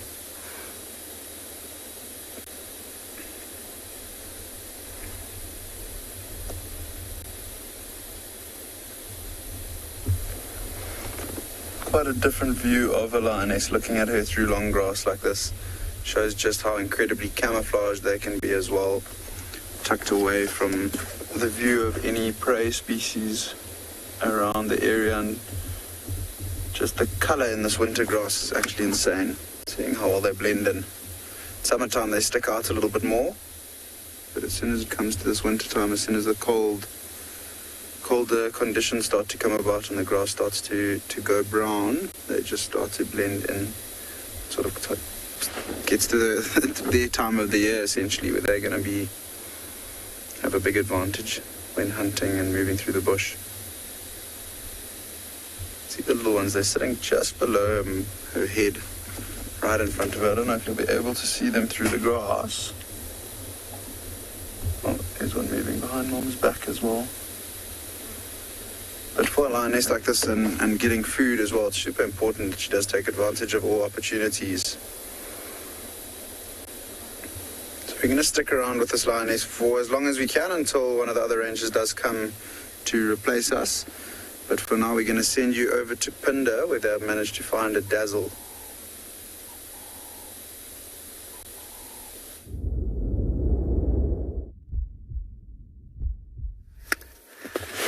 Well, Welcome back to Phinda, everyone. We've managed to cover some serious ground in the since we last saw you, and have also managed to find some zebra, or zebra as we call them here. This part of the reserve has got beautiful, beautiful, beautiful grassland. We crossed over the Lebombo Mountains to get to where we come now. And because of all the grassland here, we get lots of different grazers. You can see this zebra looks pretty well fed, I would say. If I knew what I was talking about. But very happily feeding on the grass here. Quite fat, as zebra usually are. But just beautiful, really, to see them in this expanse of grassland, which is where they would, where they're very comfortable, actually. So, unlike the cheetah, the zebra actually usually spend the day out grazing. They're not too worried about finding shade and getting out of the sun. So they're pretty happy in the sun for the day. But you can see their tails working overtime. They're not exempt from being bothered by flies. In this middle of this small little herd, you can see a little head that's just popped up. 2 little ears. It's a little youngster, maybe 2 or 3 months old now. Very sweet. Oh, we've got some wildebeest coming through. At a trot.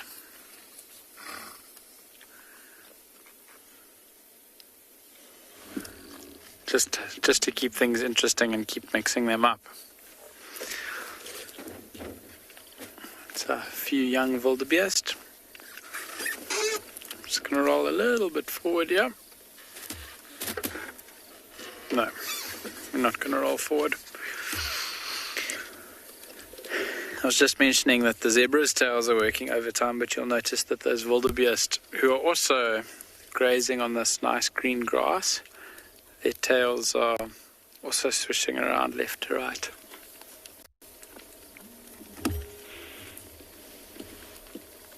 And this herd of zebra is now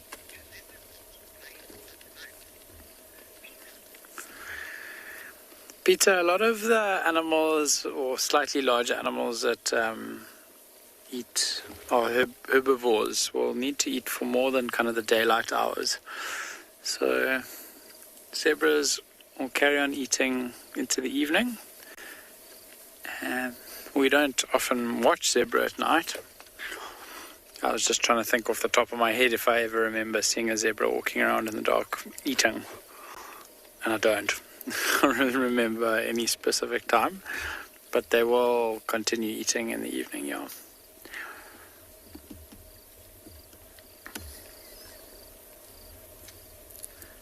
Zebra are now moving down the road that we came in on. You can see that little calf. You can really see how small it is compared to the rest of the adults in the herd.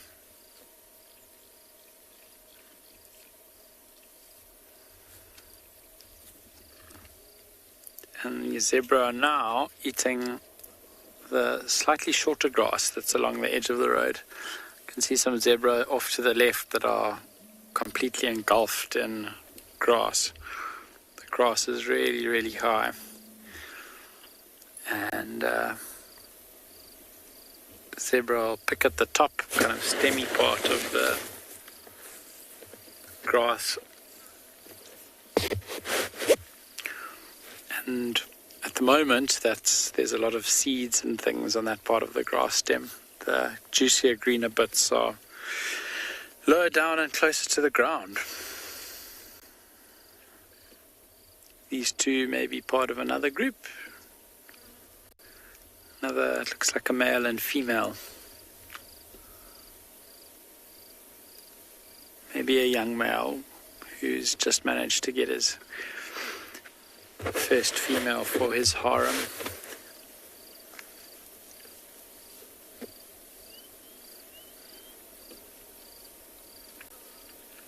think we're going to experience quite a beautiful sunset here this evening.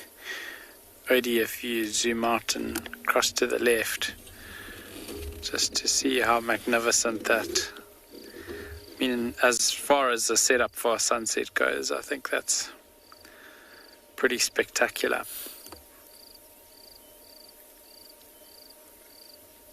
Some rolling hills, not a cloud in the sky.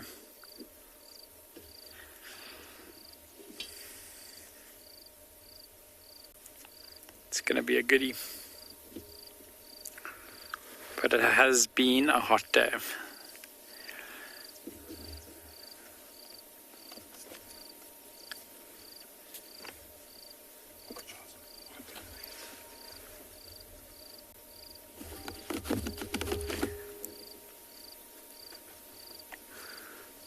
Just make sure all the dust's off of us, so we're not having any light flaring.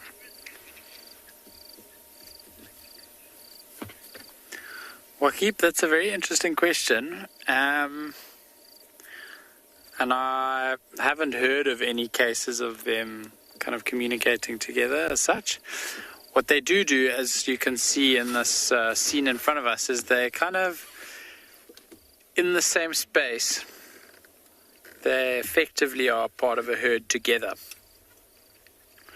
And the reason that animals will live in herds is for protection. The more animals there are in the same place, the more eyes and ears there are to keep an eye open and an ear open and a nostril open, actually, for predators.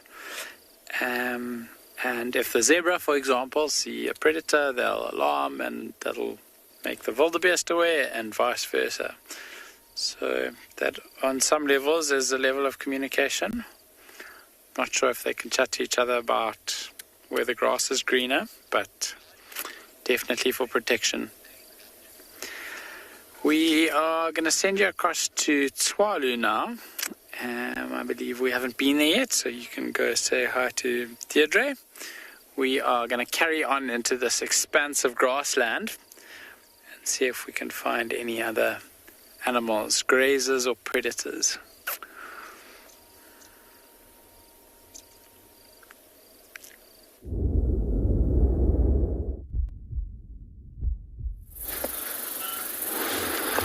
Good afternoon and welcome to Tswalu. You're with me, Deirdre, and BK on camera.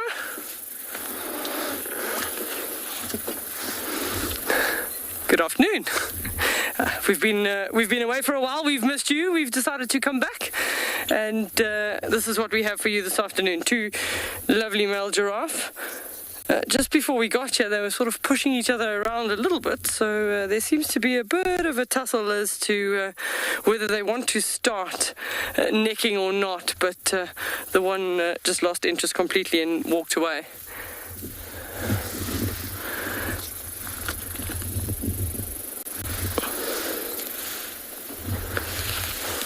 So he's just feeding nicely there on a camel thorn, the one on the left on a camel thorn and the one on the right on a nice boskia, a shepherd's tree.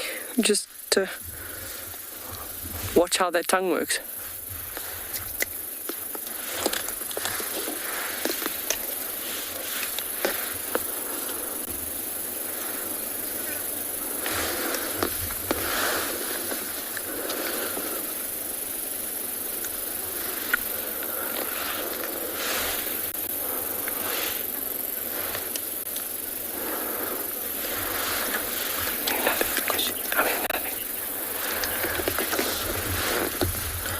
How do giraffes defend themselves against predators? So there's a question, I didn't quite get the name, as to how do giraffes defend themselves against predators.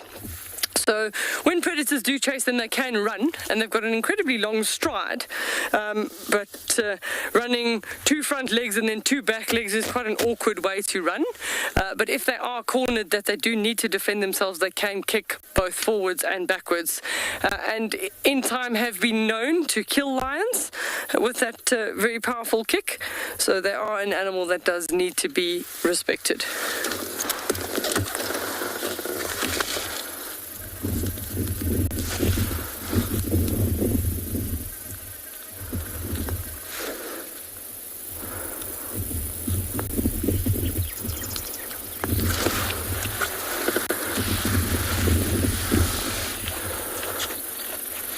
So I have been fortunate enough to watch lions try hunt a giraffe, and that was exactly what they did. The one lioness distracted it, and the other one rushed towards it and made it run, and the other lioness ran up the leg and just sort of bear hugged the leg, and just with that sheer weight on the one leg, the giraffe then toppled. And once they're down and flat on the ground, they're actually very difficult for themselves to get up again.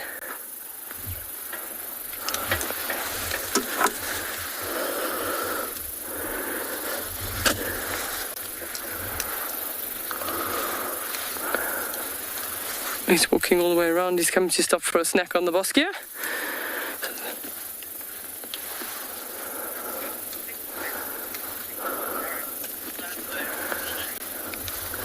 So we're going to send you from the giraffe munching on the tree to Lauren, who has a bird in the tree.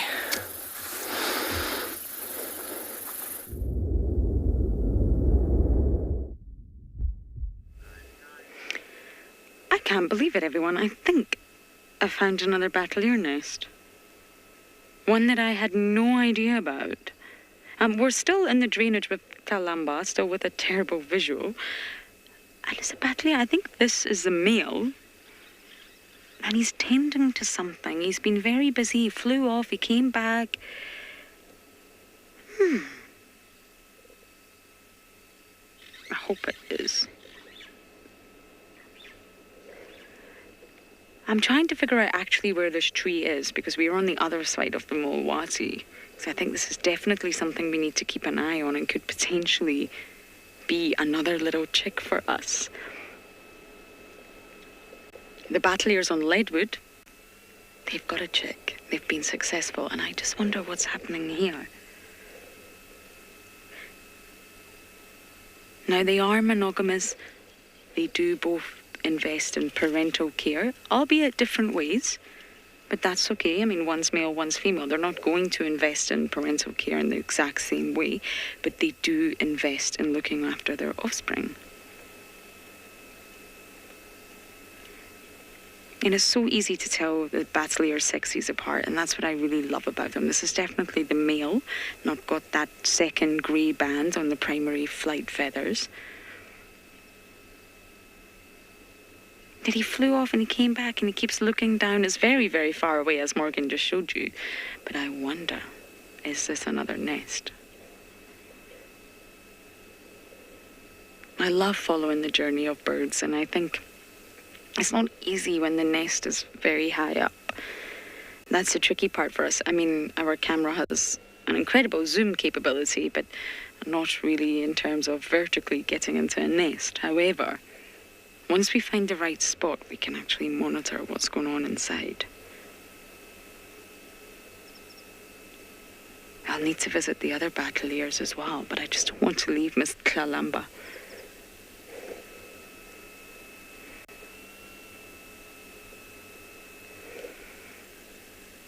I really want to see her body shape. I want to see her lower abdomen. I want to see if there's suckle marks. And I would just like to see her full stop. Morgan, I don't know what she's doing now. I think she's getting all annoyed at the flies. I think we've got a little bit of a visual, so we're just going to give you a tiny visual of her face. Now she's put her face back down again. Just getting all annoyed. But we're going to sit here, watch the battalier and Miss Kalamba, and we're going to send you guys across to Ngala.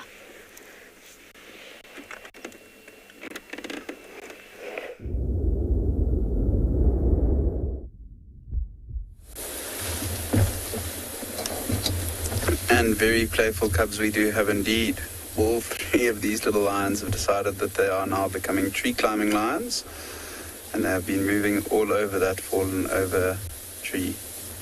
It was the young male that initiated it, and he went right up into that top left-hand corner, and he really couldn't figure out how exactly he was going to turn around.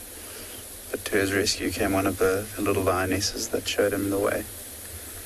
And just intrigued by all of these new wonders of the world. Climbing up a tree is something that they'll do to just see a little bit better around. Also just the fact that they're playing with each other. They are starting to become very playful as Mom has now gone to sleep again. Those impalas, or one male impala ram, did come into this area, and she was spotted by that impala, and he started alarm calling. Oh, just fell out the tree. Started alarm calling at her, and then as soon as she realized that he knew that she was here, she lost all interest and went to sleep. And the cubs have gone. I'm just going to move a little bit back quickly. I think we'll get a better... Oh, let's just actually stay here and see what that little male does. It's too funny watching these little cubs play. Sorry for the movement. Oh, and I think that'll be a good view. Let's see where this little lioness goes if she tries to go up to where the male was.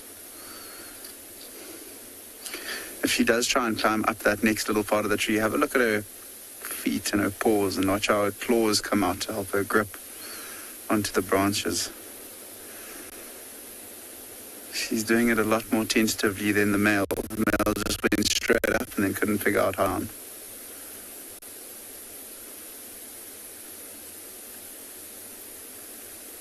But they are being absolutely adorable this afternoon. Such a nice light as well this evening. Just starting to get that gentle golden light coming in. I think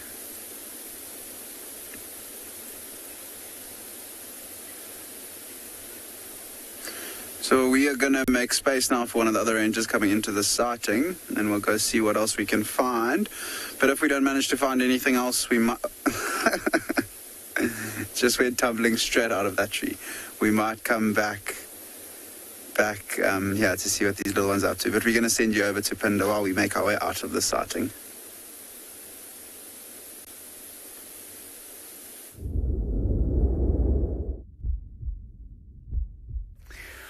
Welcome back. Oh, and just in time to see our whiteback vulture depart from the scene. We managed, there were 4 of them sitting up in this fever tree here. We managed to sneak past one of them. The other 3 left us quite abruptly as we approached. But we've come down to a watering hole. I'm just going to carry on driving here. A little pan system just in front of us here, where into the light, backlit dev.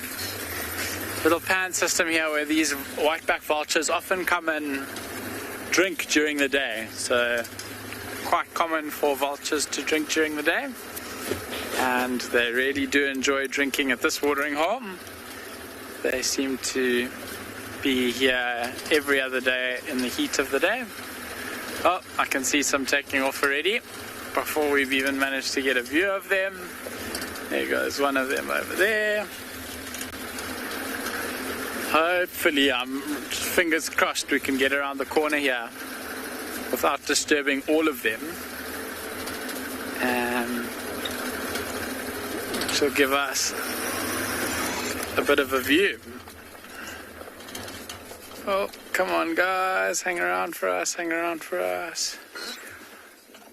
Yeah, so we just on the edge of the water there. We've got 2, 4, 6 whiteback vultures and another 3 in a tree, 4, 5 in a tree. Which is very, very cool to see. You can see there's a much lighter individual in the crew there. And these guys would have come down probably actually around midday. So they've been having a little bit of a lazy day too, just like the cheetah, where they would have had a nice big drink. Mike, so that's an interesting question. Vultures do only scavenge. Whiteback vultures and all vultures actually have got very weak talons. So other raptors and birds of prey have got these massively strong claws that they use to kill their prey. Vultures' claws or talons in comparison are rather weak, and they will 99.9% of the time only eat dead animals. You can just see how beautiful the scene is that we've got here. A small little watering hole, and in the tree in the back there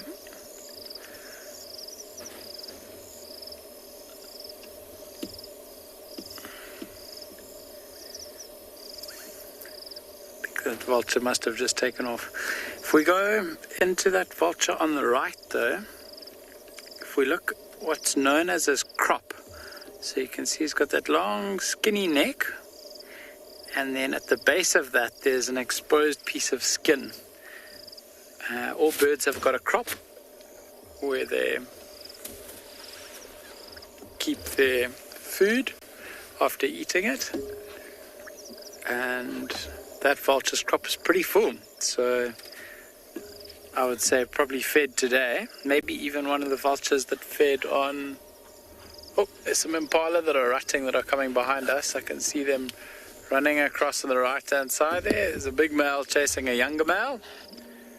I don't know if you can hear those. Oh, coming back at us again.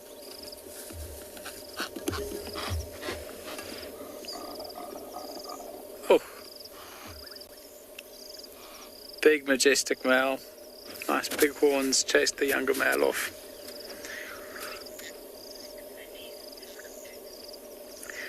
We are going to keep going to one or two other watering holes in this area. For now, we're going to send you across to Steve for an update.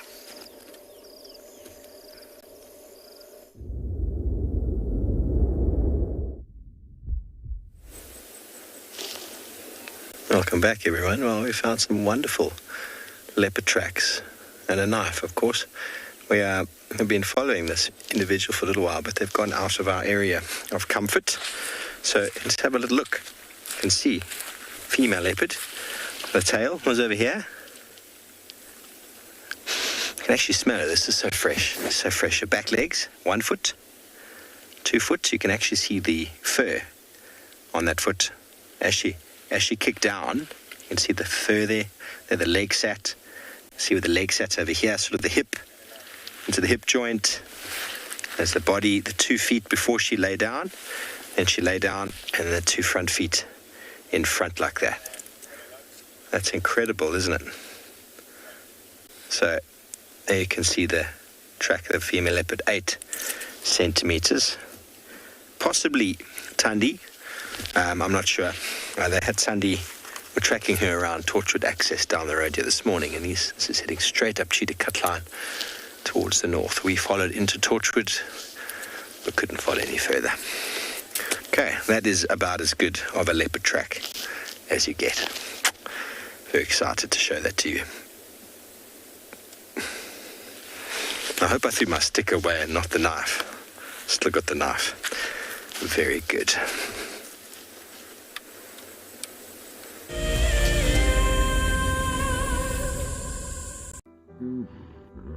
Nestled on the banks of one of the largest lakes in the Sabi Sands lies an award-winning game lodge called Chitwa. Many of you will have been on safari here virtually with WildEarth, but now we are offering you the chance to see it for yourself in person. Sign up to be a WildEarth explorer before the end of April, and you and a friend could win 3 nights to this luxury lodge. In addition to the unforgettable safaris, you can unwind on the deck, relax in the pool, and even savor the various bush dining experiences. Chitwa's holistic approach to hospitality, with specific emphasis on conservation, will leave you with the very best memories of the African wild. WildEarth Explorers, it's in your nature. Graham, I'm just going to see, there's a very good place that I want to see if we can get good signal from there. That's where I'd like to. Welcome to dawn in the African bush. How cool is this? Can you believe it? Those cubs are now only 10 feet from us. Unbelievable. Elephants chasing wild dogs chasing elephants. Pandemonium! Watching how WildEarth has grown since 2007 has been truly remarkable. On the 27th of April this year, WildEarth will be turning 14, and we would love to hear from you. Please send us your own special birthday message, which we can share with the rest of the WildEarth family. Maybe you can tell us why you started watching WildEarth, what WildEarth means to you, or you could just send us a very happy birthday. Don't forget, when you want to film yourself, to hold your phone sideways to get the best angle. When you are ready, you can email your videos through to birthday at wildearth.tv. Hi everyone, my name's Daniel Fisher and I'm going to be your guide this afternoon. I'm looking really forward to taking you through and showing you all the beautiful places here at andBeyond in Ngala. If you have any questions, please register on our website. Once registered, go to the live page feed and post your questions underneath the live feed. Join me on my next safari through andBeyond in Ngala on WildEarth. Send me live questions through the WildEarth website and I'll answer them live from the African bush.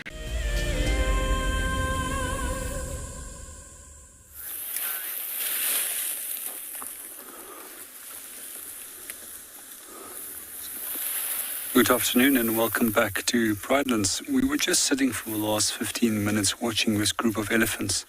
However, where we are, we were perfectly safe. But what happened is that the wind has changed direction and our smell sort of put them off and they decided to move off away from us.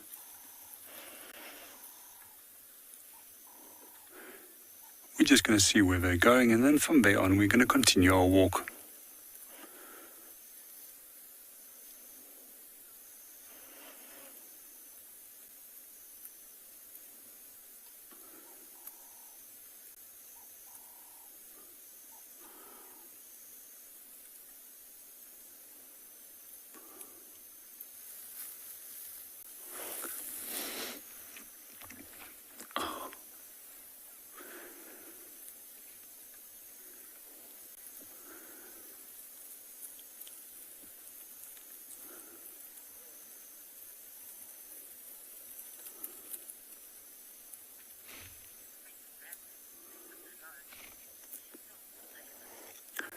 And meanwhile, we're going to hand you over to Lauren, who's currently enjoying a sighting of a leopard.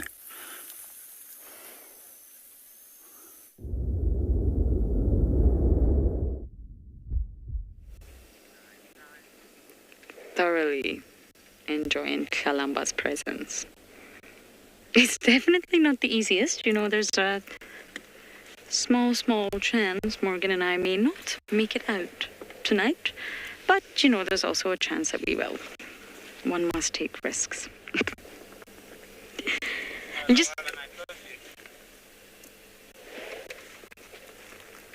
I just need to answer this radio because I'm on the only one on lock. Stand and biceps.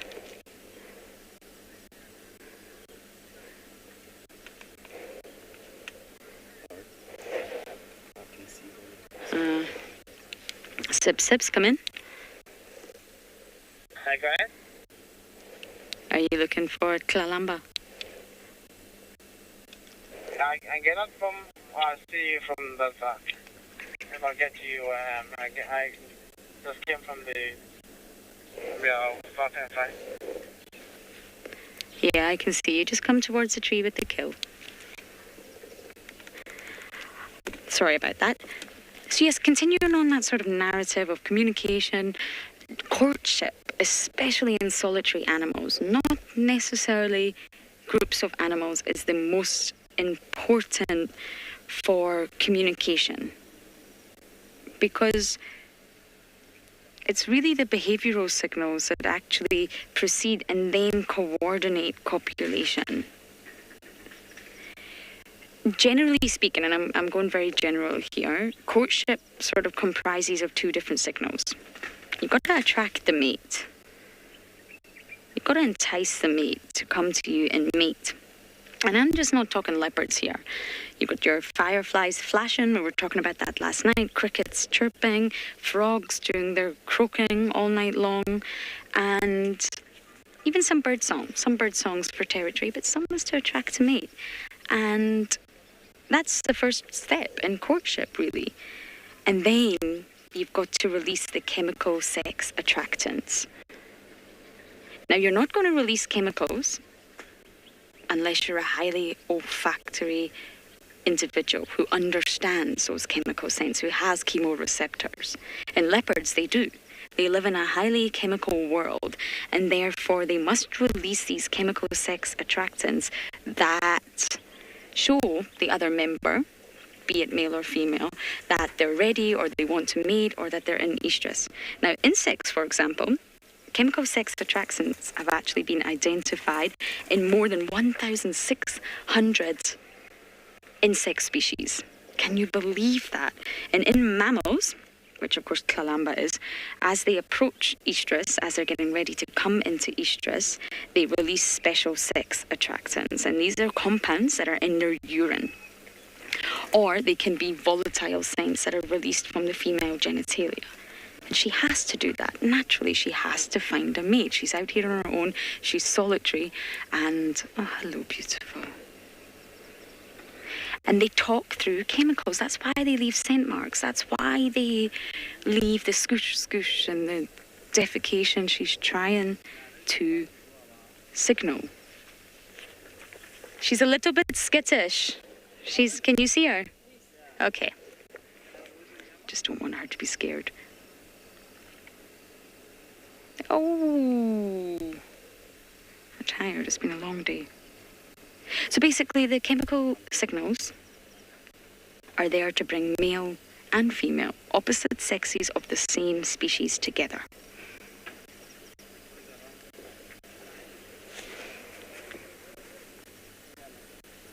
Oh, quickly over to Ngala.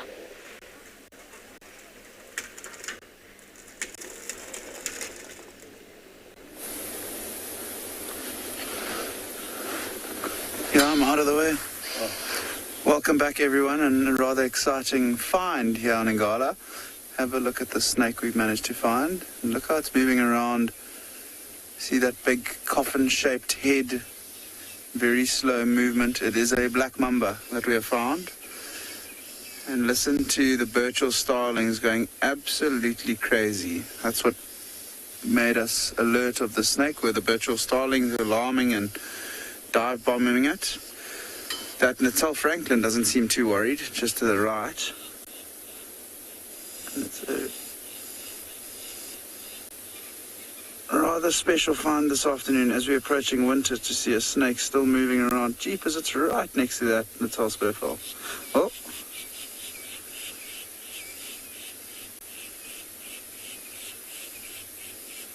Very slow moving this evening, and I'm sure they're starting to look for their last few meals of the summer.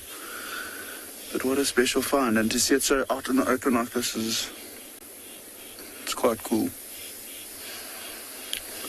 The Natal spurfowl is also keeping a close eye on the snake, though. It's not too worried about it. I mean, you can imagine that snake would struggle to fit that whole Natal spurfowl in its mouth, and then the Birchall starling, you can see that's the one flying off. And these Birchall starlings will often alert you to things like snakes, rock monitors, slender mongooses. So when I heard them, I wasn't sure what it was, and then boom, we just saw the snake out of nowhere. Definitely one of my favorite things to see out in the bush are snakes, because you don't get to see them very often, especially during the summer with the long grass. And of the snakes, I do tend to enjoy seeing the venomous ones, especially something as venomous as a black mamba. Probably the most dangerous and living thing that we have out here is this black mamba, and watch it as it crosses the road.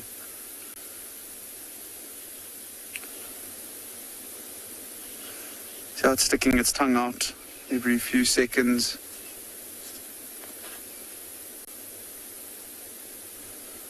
So as I mentioned, Tita, that Natal spurfowl is probably a little bit too big for this mamba. If it bites it, it'll definitely be able to kill it. It's got incredibly potent venom. But I don't think it will be able to eat that Natal spurfowl.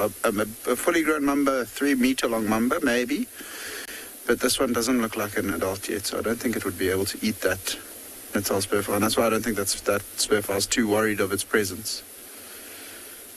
So just making sure that it keeps an eye on it so that it doesn't disappear into the grass. Because when the snake disappears into the grass and these birds lose visual of it, that's when it becomes a threat again.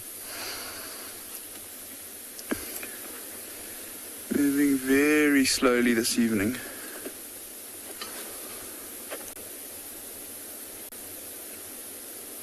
Let's see, as soon as it moves into the grass, it just disappears. I'm hoping that it will move out onto the road where we're able to get a nice view. I think if we do move the vehicle from here, there's a chance that the vibrations on the ground, the snake will pick up and we might end up scaring it away. I think it's worthwhile just waiting to see what happens here.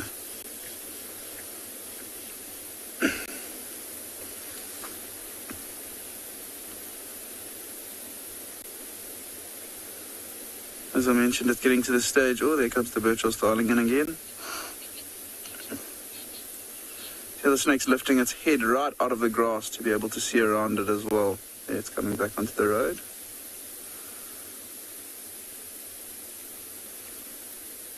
These birds are drawing lots and lots of attention towards it. But as I mentioned, being a cold-blooded animal, they are getting to the stage where they might be looking for hibernation spots. Although they don't actually hibernate, they only partially hibernate. If there is a hot day in winter, they might come out to warm themselves up and look for food, but they do tend to be tucked away, slow their body down for most of the winter. Oh, that birch was starting almost hop over its head.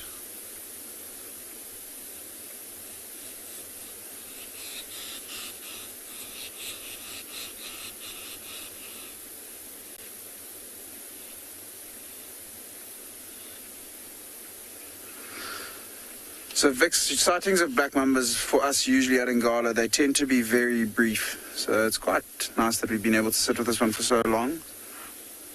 Oh, a rutting impala behind us.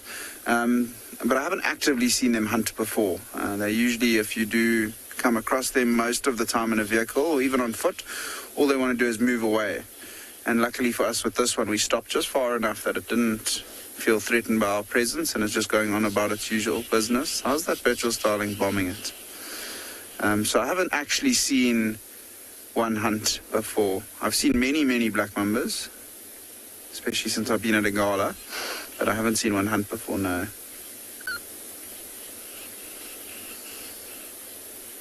I can imagine that's what it might be doing this evening, that probably spent most of the day just keeping nice and warm, and then as it's getting later towards the evening, looking for a spot to settle down for the night, considering the fact that they are mostly active at dusk and dawn. That's when they tend to move around the most.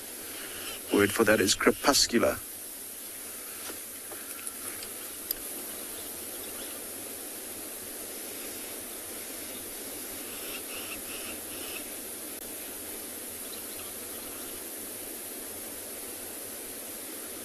Oh, look at this dove going towards it now.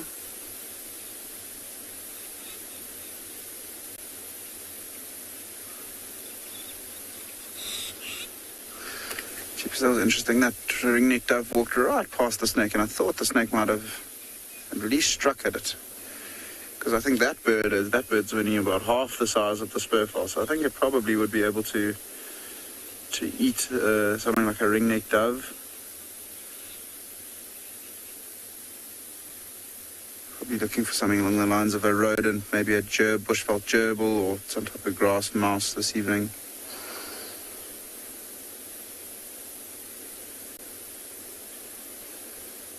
This is one snake that, no, you don't really want to meet out in the bush, especially when you're walking.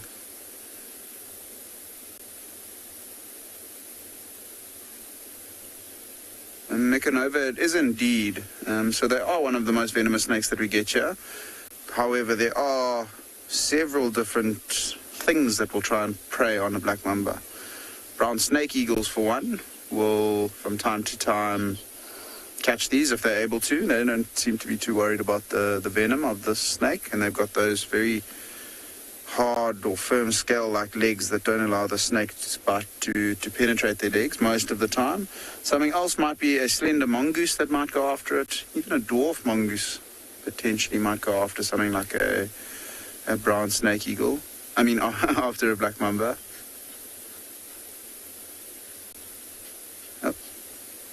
There's lots of action going on in this part of the reserve tonight. We've got impalas chasing females around, like elephants feeding in the back, and then the birds and the snake. Other things that might eat a black mamba, other snakes. So lots of snake species will feed on other types of snakes. So I mean, a very big black mamba is probably not going to get predated on by a snake unless it's a very, very big snake. And one that you might see trying to kill and feed on a youngish black mamba might be something like a snouted cobra. I've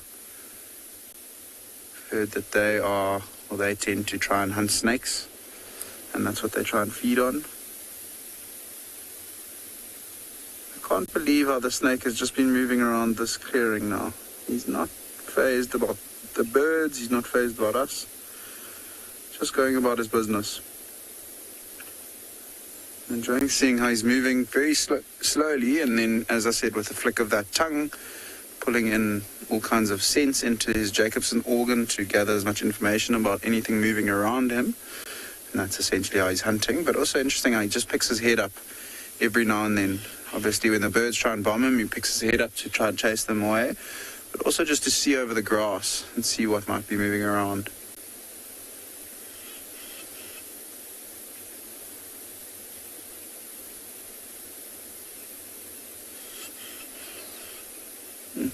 We've had a lovely afternoon on Ngala today, and it's such a beautiful evening now with all the birds calling, your crested francolins as well.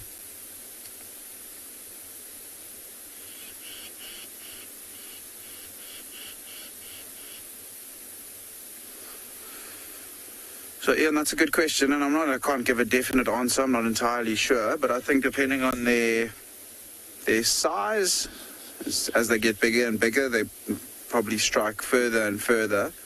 So a snake of this distance, I would guess maybe can strike about 1 meter, maybe 1.5 meters at most. And then a snake much bigger, say one that was twice its size, could maybe strike 2 meters, even 2 and a bit meters. But I'll have to have a look into that, and maybe tomorrow morning, if I find out some information on the exact striking distance of a black mamba, I will be able to let you know, Ian. I do know that there are neurotoxic snakes though, and you can see it's moving slowly away from us now, which means that it is a type of venom that attacks the nervous system and pretty much shuts your body down. And if you do get bitten by the snake, you need to seek immediate medical attention. You have no time for mistakes. I've been told a few stories about one guy who got bitten by a black mamba out on a walk, and he decided that he was about 2 hours away from his car, so he just went and sat underneath a tree and basically said his goodbyes. And then after about 1.5 hours, he was still feeling perfectly fine and realized that the snake had performed a dry bite, which means that it hadn't injected any venom into him, so he's quite lucky to survive. And with these snakes, if they do, they want to use their venom to catch food that they're going to feed on. If there's something around that's threatening them, they will strike at it to try and prevent it from being eaten. But most of the time when they do that, they want to preserve their venom, so they'll try and avoid injecting too much venom unless it's for the purpose of killing something that they want to feed on. However, they can't always control that, and especially with younger snakes, if you get bitten by a young black mamba, you'll want to get to the hospital quite urgently, because it's believed that they don't control their venom as well as the older ones. So when they do bite, the younger ones tend to inject quite a lot of venom into you.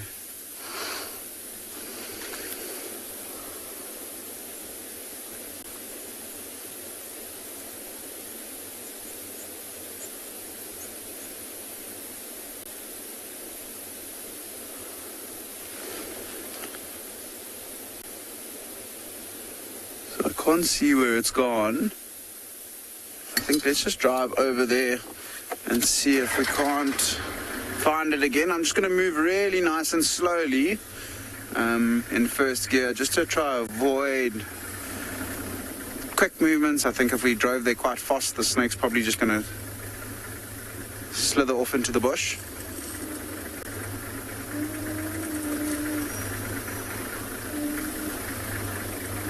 Sure, there's some people that are asking why on earth I'm driving closer, but when you're in the vehicle, you tend to be quite safe from the snake. He or she's not going to be able to get inside the vehicle. And the last visual I had of it was moving into this grass just over here. Let's see. Oh, there it is. Just going to turn the car quickly. And it's now very close to us, and it's got its head right out the grass. So you can see as we got a little bit closer to us, it felt threatened, and it lifts its head. Oh, it's a beautiful snake. Lifts its head out to just alert us to the fact that it's here, so that we don't come any closer to it. Then once we've stopped, it realizes that we are not here to threaten it, and back on with its business it goes. This must be the most relaxed black mamba I've ever seen in my whole life. Never viewed one for this long before. Now it's going to go right out in the open. And we're chatting about it being predated on. Imagine a brown snake eagle spots it from the air now. It'll swoop down and try and catch it. Now is a good time when you can actually see the full length of the snake as well. Pretty much all the way across the road. I'd say that's maybe about close to 2 meters actually. I was going to say 1.5, but you can see that very long, thin end of the tail adds on a little bit of length there.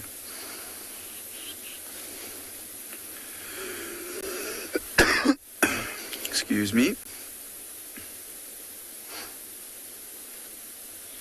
And with it now moving into the grass, I think it's going to head towards these quarries. And we'll see if we can get another view before it disappears, but I think it's probably going to disappear very soon. And then we will leave it and continue on our way and see what else we can find. But it's been an awesome sighting of this black mamba. See, the Birchall starling's still alarming at it as well. Really not giving it a break.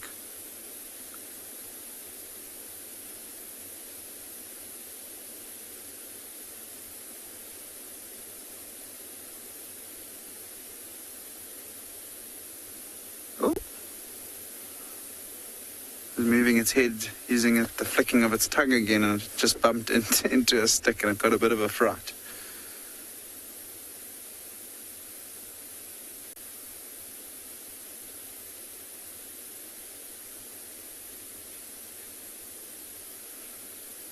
So I think it's time for us now to leave the snake. Hopefully the Birchall starling stops harassing it as well and it finds a nice spot, or maybe it'll even catch something tonight. But we'll continue on our way and keep checking areas along the river and see what other interesting things we can find this evening.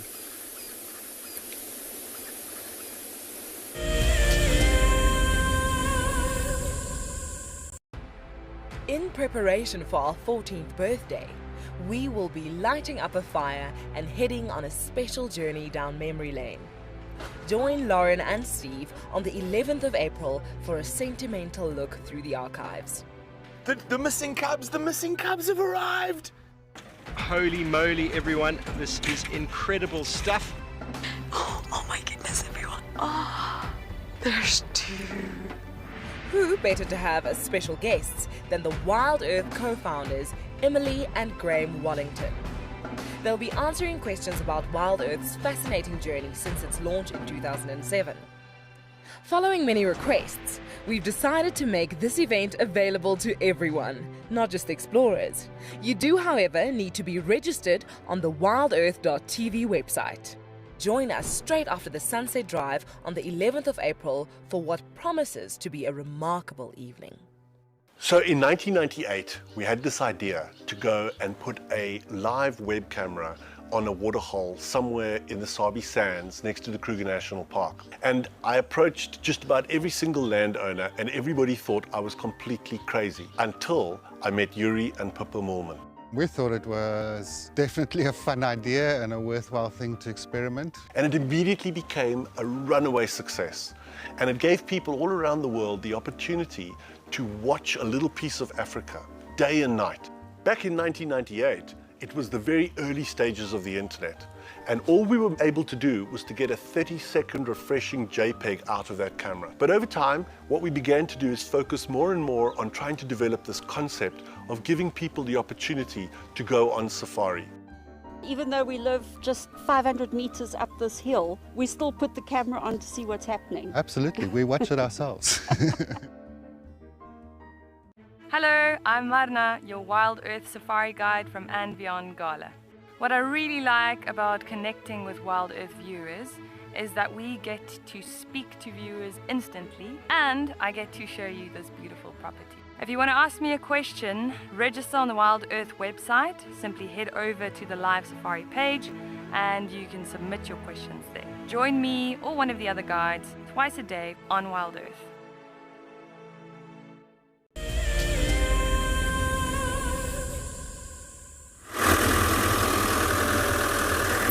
So we're just bumbling along along, we try to head to our shorter grass areas because currently with all the other areas where the grass is so high, it's actually very challenging to find stuff.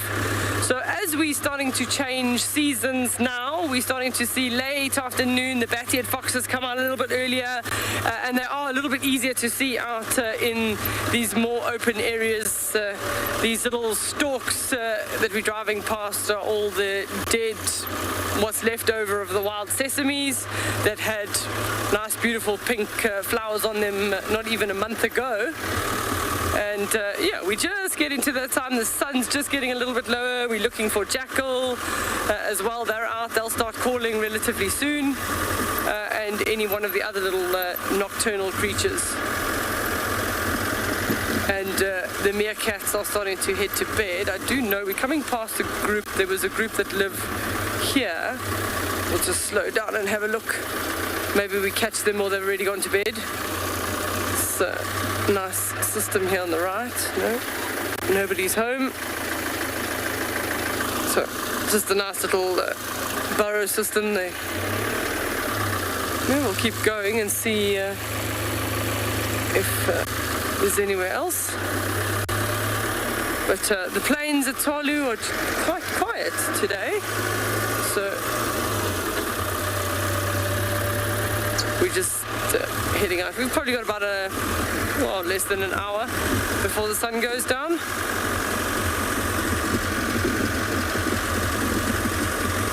Let's see what's hiding out here.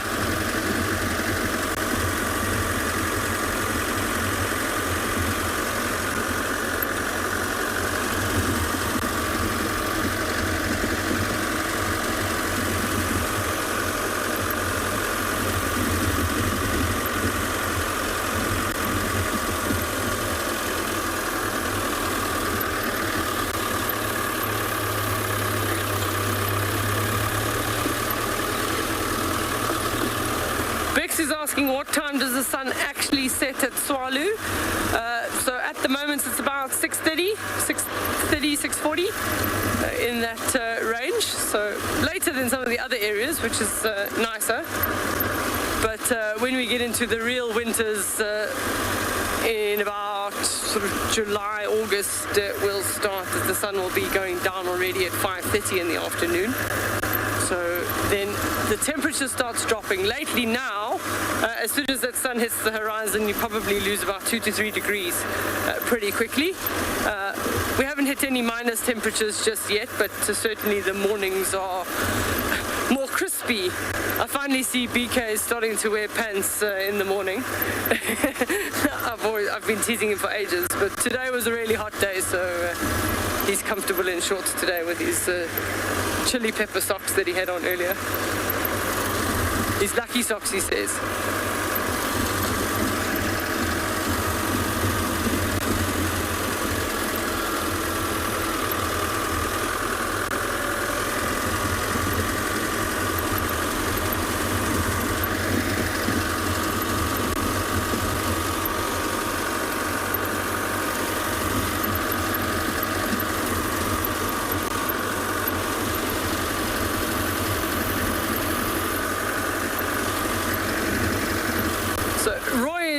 There's just such beautiful scenery of the greenery as well as all the mountains of Tswalu, but if you give me I'll wait for a pretty gap so BK can do a little bit of panning, but that is absolutely stunning section of mountains there.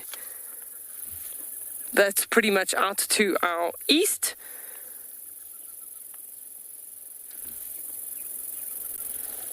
And all of that is Tswalu. So lots of places to go looking for animals, and lots of places with lots of high, tall grass at the moment. We're very grateful we've had a really good season of rain, so hence the reason why we're so green, but you can definitely see a lot of the grasses are starting to change color. Literally within the last 2 weeks, they've started to go from green towards sort of yellow and dying off. A lot of them have lost most of their seeds. And a lot of plants finished with the flowering as well. They've dropped all their seeds. So they are all preparing for winter. as we prepare for winter. I know by the time winter comes, we'll be bean bags and scarves. Elizabeth is asking the question, are there any migratory birds at Tswalu? I have heard an odd cuckoo that's still calling, so they haven't left yet, but there are migratory birds that do come to Tswalu, but most of them now going into March with the length of day and night changing, as well as your temperatures changing, they are starting to leave. They've spent most of the summer here fattening up, and then they're going to fly up, some of them to intra-Africa and some of them all the way up to Europe. So Tswalu does have quite a few, especially interestingly enough with the heavy rains that we had this year. We actually had quite a few water birds that we don't normally get, and that would have just been an explosion of the little fairy shrimps that we had out on our concrete pans to the west, and suddenly we had birds that we hadn't seen in years.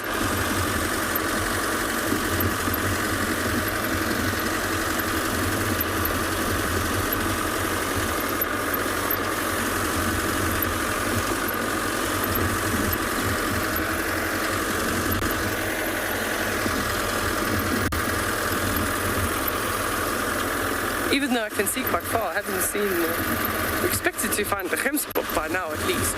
The gemsbok or our wildebeest. We normally find a wildebeest just driving around.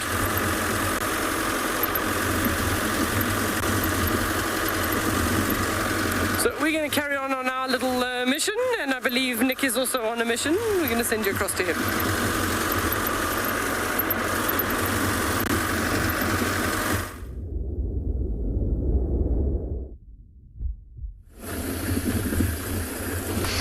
So as you can see, we are on a little bit of a mission. We are busy driving along one of the southern banks of the Timbavati River, and we are in search now of, or starting to be in search of, any of the nocturnal animals that might be coming out.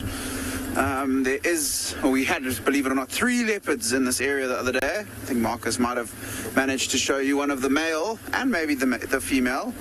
And I don't know if you saw, we noticed with the female, some of you will know her as the Ngala female. She looks like she's lactating, which is very exciting news for us at Ngala. Our leopard viewing this summer has been a little bit bumpy, has been incredibly tough, and we have struggled to find them. Probably been the most painful part of summer is looking for leopards on Ngala, but with this female lactating and hopefully denning somewhere, we're hoping that we are able to, or we've been trying to for the last couple of days, but we're hoping that we will be able to track her and follow her potentially into the den site. You don't really want to be walking around a leopard den site, as the mother, if she catches you, there will be very, very defensive and might even be aggressive towards you. So you don't really want to walk around an area where baby leopards are. However, if we find her one morning or even in the evening with the infrared camera, we can potentially follow her, and hopefully she will lead us to her den site. Once she does, or once we do hopefully find her den, we noticed with a female leopard, not last year, but the year before, she wasn't so relaxed until we found her cubs and started viewing her and her cubs. And then she started to relax, and both the youngsters were relaxed as well. So if we are able to find where she has given birth and where those little ones are, we might be able to get her and her 2, or hopefully 2, there could only be 1, but hopefully 2 cubs, get them nice and relaxed, and then our leopard viewing will improve around this area. But that's what we're after this evening. This is the area that she's been moving around, and this is the area that we are heading to, because after a long hot day, this is when you would expect a leopard, especially one with cubs looking to find food, starting to get active. So we'll keep an ear out for any alarm calls that might alert us to the presence of a predator. Maybe we'll hear a rasping, probably not, maybe a territorial rasp. But we'll keep on our mission, and we'll send you over to Steve, who's apparently also on a mission.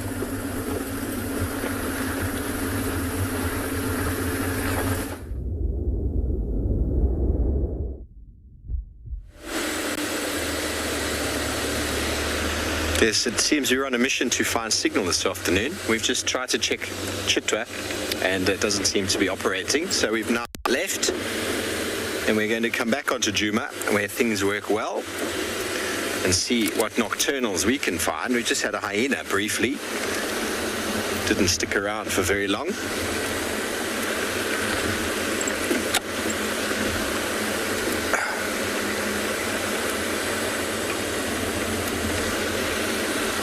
insect goes straight into the eyes as you put the lights on. It's always lots of fun. We're also going to slowly head back to camp for our eventual fireside chat this evening. Just looking forward to having you all on board with us for that.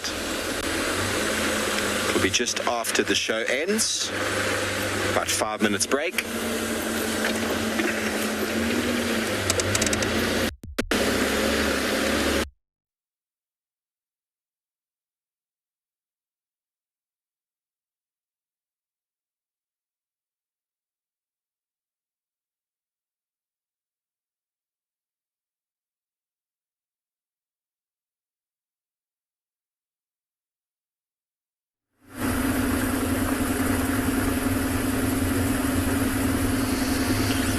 So we're still on a mission and we're still driving. We haven't seen anything since the last time we were with you. And we're heading actually back towards the andBeyond Ngala tented camp. We're going to do a loop around the back of the camp and then drop down into the Timbavati riverbed. It's getting to the stage now where we nearly need to get the spotlight out, but we can still see just enough.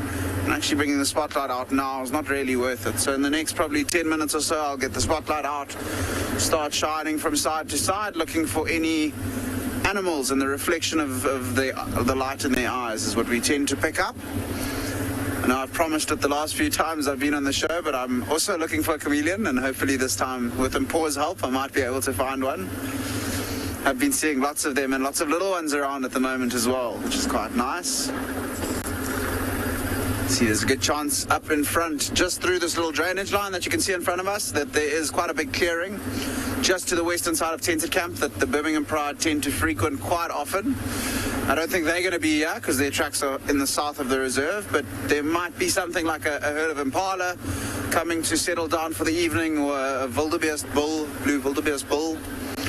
And it's also such a pleasure driving around Ngala at the moment with all the hard work that lots of the guides and trackers and teams from Phinda have been doing. Our roads are in phenomenal shape again.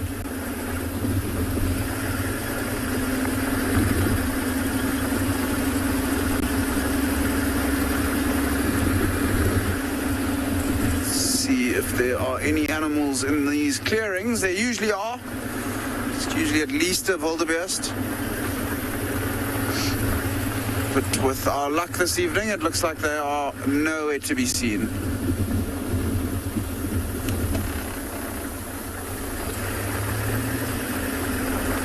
So while we keep missioning towards the Timbavati riverbed, we're going to send you back to Steve, who's at a waterhole.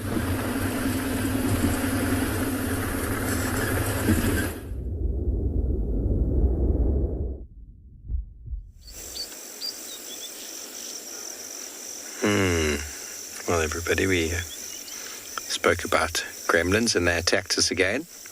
We're now Twin Dams. We had a nice little sunset set up earlier, but there was way too much action with black mambas, which is fully understood. Now we're going to just enjoy a nice, peaceful and quiet scene here on Twin Dams.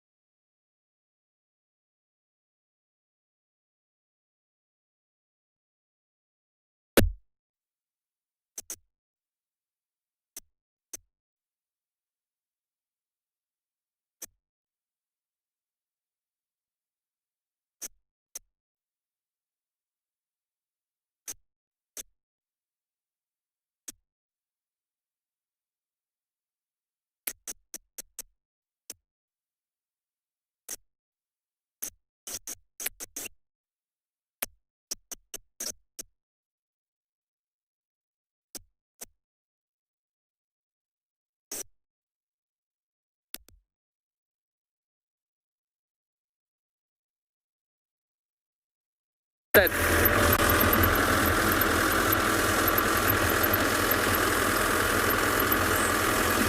And you're back with us, and we're heading now into the sunset. But how gorgeous is that? It's on its way down, but it isn't quite there yet. It's probably a little bit bright because it's still directly at the camera, but that's actually awesome. If we just take a moment to be quiet and we just listen, I can hear the little barking geckos.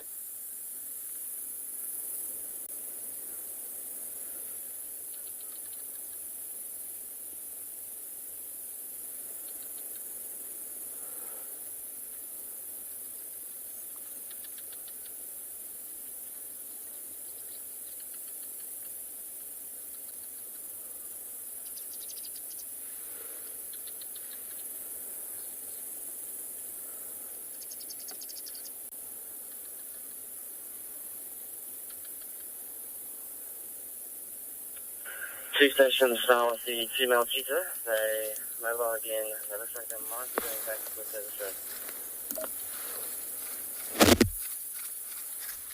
Just look at that light through the grass there at the bottom. It's just beautiful. Just see, BK, I know you can do it. So BK doesn't want to sound like a traitor to any of the other properties, but he has decided that Tswalu is his favourite because of the sunsets. And I can see why, because that is absolutely beautiful. The sunlight shining through the sour grass there.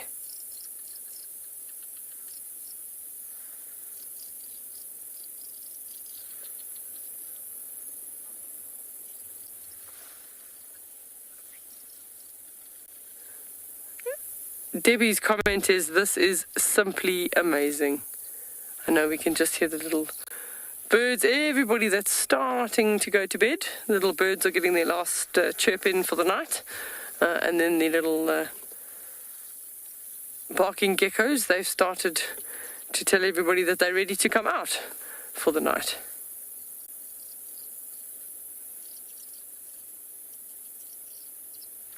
Very, very pretty.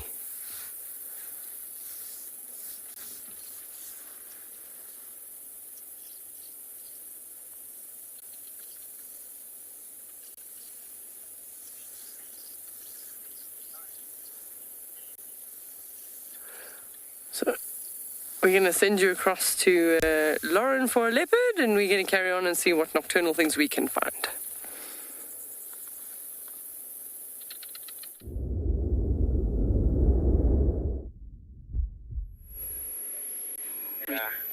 Bear with me, everyone.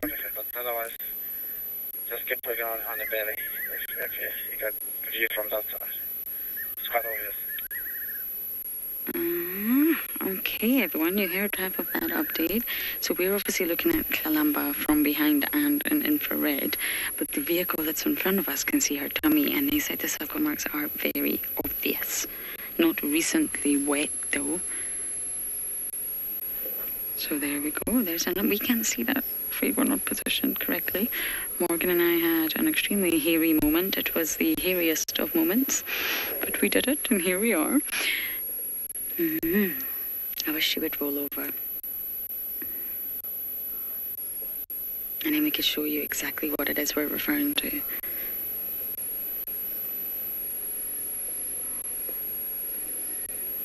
I don't believe she's pregnant. If anything, I believe she's given birth now. Whether she still has the cubs, that's another question.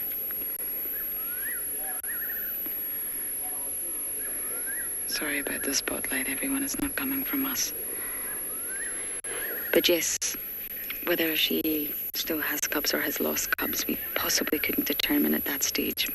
But they said our mammary glands are enlarged and very pronounced, and that it's fairly obvious.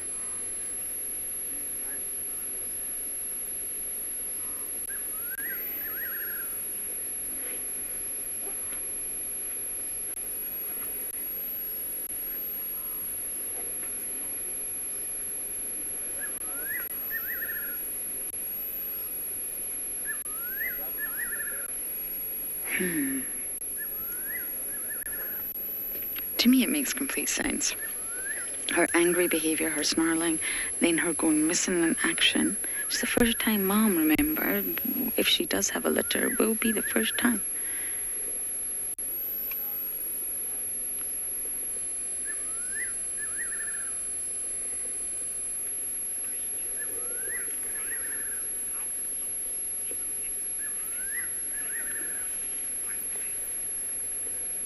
The comms are really, really bad here, Elton. Can you just go? Oh. That's definitely a full lower abdomen there. Did you see that? Oh, okay. You're going to have to come back to my wonderful face because we don't have anywhere to reposition to. Gotta love that presenter light. Yes, sorry, Elton. One more time with that question while I try and figure out how we're going to get out of here. I think she's gone back to the kill. And if we're able to see her up, that's a good thing.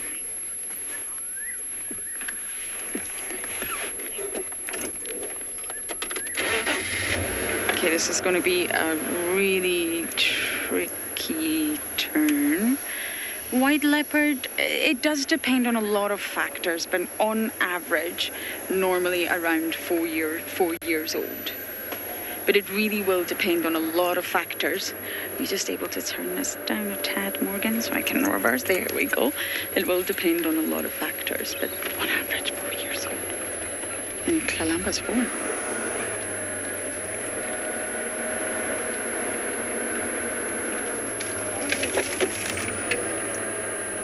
Elton, we may need just a moment to get out of this extremely hairy situation.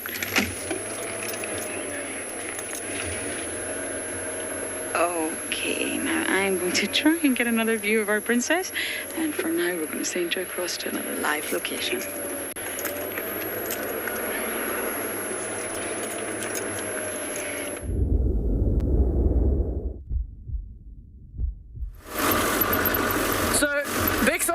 Earlier, what time does the sun set? Well, it's already gone down. So, sunset's at 6:15, but dusk in my app is at 6:41. So, I gave you the time for dusk, but yeah, sun's pretty much gone down. So, we've got about a half an hour left of light, and then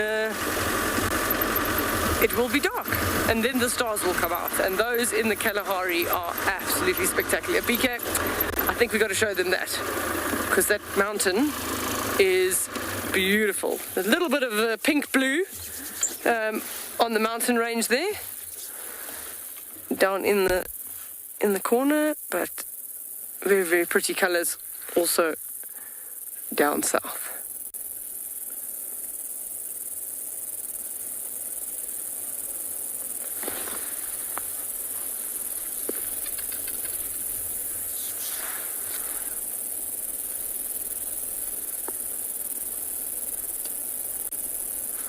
That's probably where Tswalu's leopards are hiding.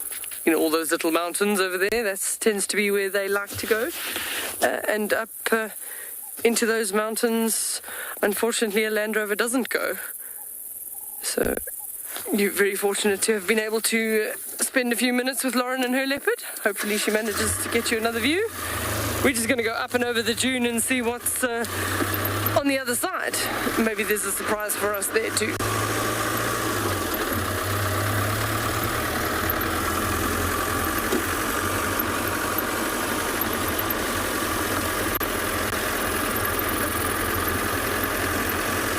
Lindsay is asking the question, which animal would I say has the least population in Tswalu?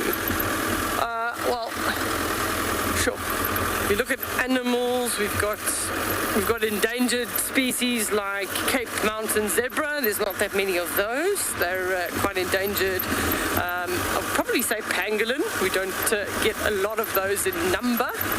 We are fortunate to have them, but not in large numbers. Probably our most numerous animal at Tswalu would be the gemsbok. And followed probably just after that by the springbuck.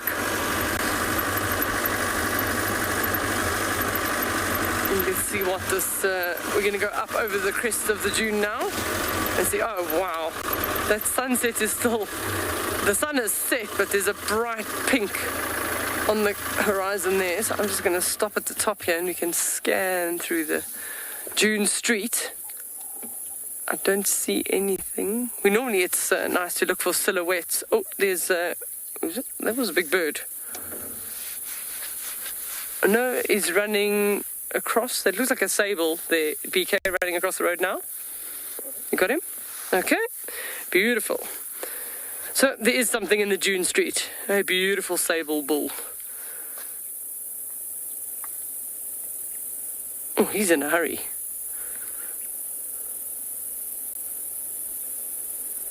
He's late for a very important date. He's put on his tux. Oh. He's starting to slow down now. There we go. I don't think that it was us. We're quite far away from him. And he didn't turn back to look at us. So something else might have given him a fright there. It is now the time that the hyenas start moving around as well, so he could feel vulnerable to those.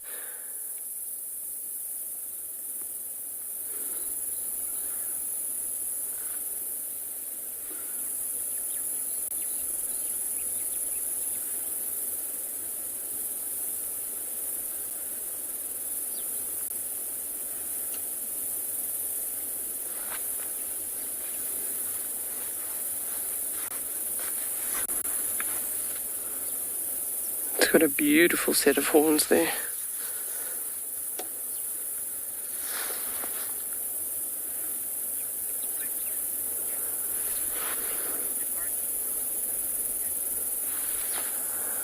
Danny is asking the question, are they larger than oryxes? That's a good thing. I think they're probably around about the same. Sable are quite stocky, but even gemsbok, I would say maybe a gemsbok's a little bit heavier, because gemsbok, they're sort of very solid and very stocky. But yeah, I don't know weight for weight, which ones. I would say that a gemsbok is probably bigger. The sable's cousin, the roan, is the second largest of the antelope. He is looking. He must hear something now, but I mean, I didn't see anything chasing him.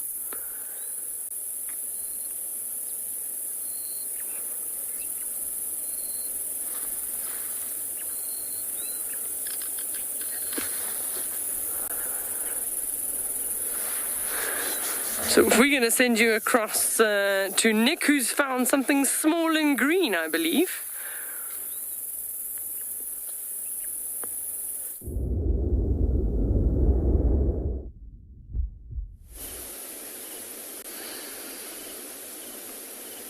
Yes, we have found something that is small and green, and we have managed to finally find ourselves a flap-neck chameleon. Have a look at the green color. Look at that slighter, lighter beige color on the sort of just above the belly of the chameleon that runs across it from its head towards its tail. See how it's clinging onto that branch very tightly, eyes closed, tail curled, and on a very flimsy part of this white berry bush that it is sitting inside of. And these flap-neck chameleons, it is the only species of chameleon that we do get here at andBeyond Ngala and in the Lowveld. And you can see how it's perched on one of the more flimsy, delicate branches. And it does that because of the small feet that it has, and it allows it to grip a little bit better. And then also you can imagine if something like a snake tries to get up there on those more delicate branches, the snake will have a little bit more difficulty catching the chameleon. And they are daytime animals. However, we only really tend to see them at night because it's a little bit easier to spot them with the flashlight or the spotlight. And see how it's sort of that different color green to the rest of the bush, and then it just that solid shape stands out a little bit when you do drive past and see it. This little chameleon sitting right on the banks of the Timbavati River. So you can imagine tomorrow, if it does try and cross this riverbed where it's all open, it would be in quite a vulnerable position. So you do tend to see them really moving, or when you do see them during the day, it's when they cross an area like the riverbed or a road. That's when you tend to spot them. But I'm glad that we finally managed to find one. It has taken us a few attempts.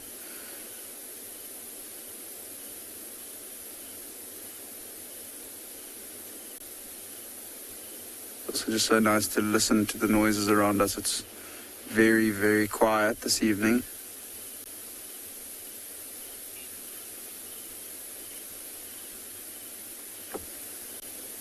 And as I was saying, yeah, it's really a really beautiful evening. It is a little bit cooler in the riverbed.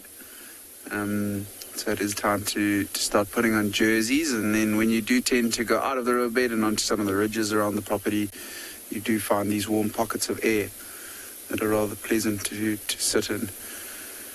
But I'm just going to keep quiet for a few moments and listen to the noises around us. There aren't too many birds calling, but it's quite nice to just listen to the peacefulness of the bush this time in the evening. And maybe if we're very lucky, we'll hear something like a hyena start to call.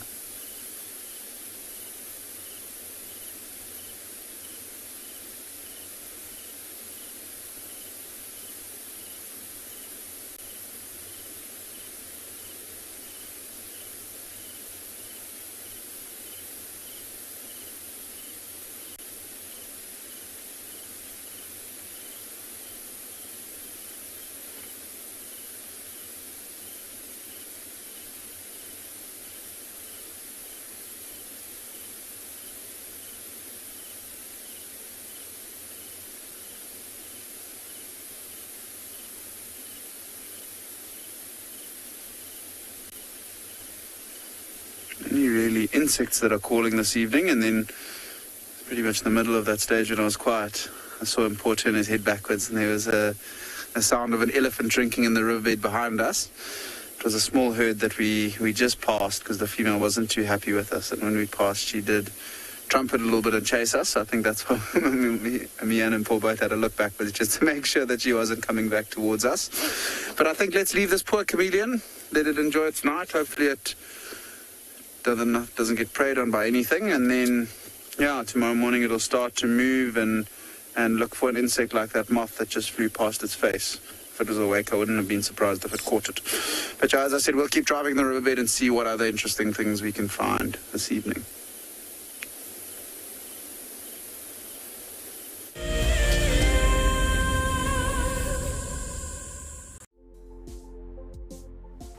On the 27th of April, WildEarth will be turning 14 years old, and we wouldn't be here if it wasn't for all of you. And to celebrate, we will be finishing the beautiful book that we started last year that looks at the history so far. But we do need you to be part of it. Please submit your most memorable sighting, or what WildEarth means to you, or even just your name and a comment to be included inside the book.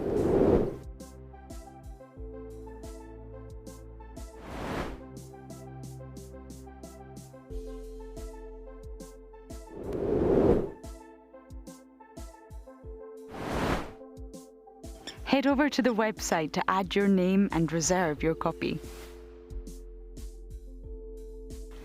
And a big thank you to all of you who have contributed to the book so far.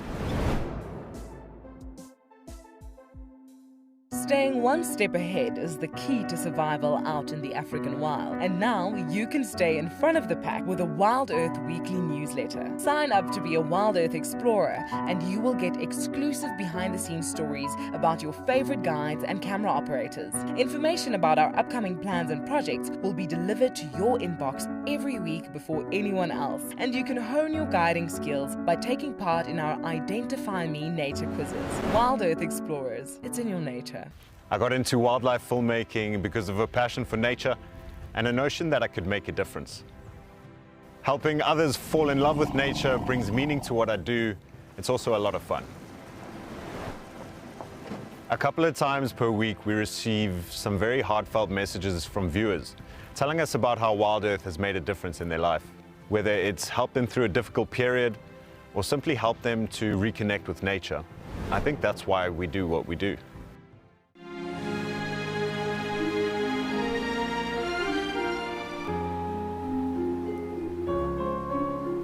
You are cheeky. That was a brave decision. Amber Eyes is... Oh. That is so magic. That was absolutely wonderful. Amber Eyes just gave that cub an enormous hug. Expect the unexpected here on WildEarth daily.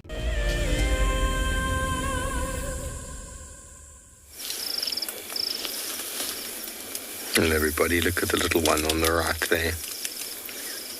Can barely see him in the long grass. We've got one feeding right next to us here. Can't see him. There he is. Can hear him feeding. We are in total darkness. That is what it looks like. So dramatic, Darby.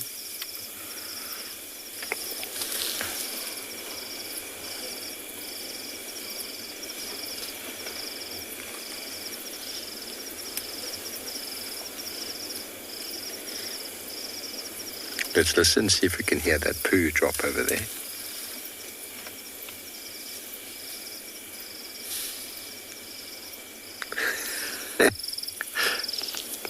Did you hear it, Darby? We talked about that this morning. Sometimes that's all you hear. Elephants are being very quiet in the thickets, not feeding, just standing still. One of those large balls drop. You hear it.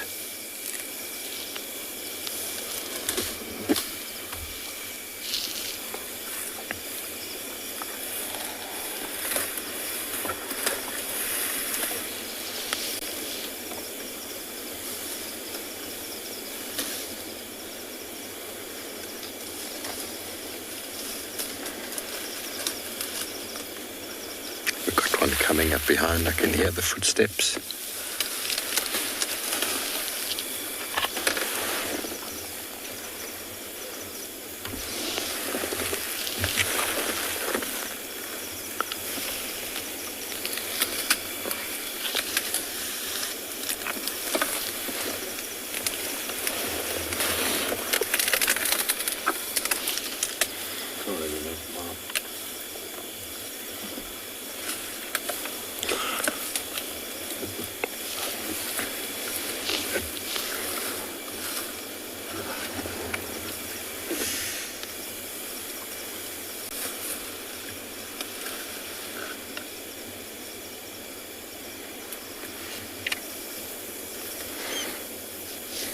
Yes, Lisa, all day and all night, feeding.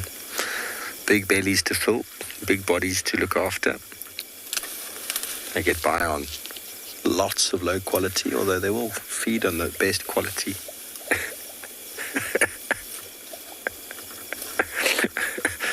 The best quality food.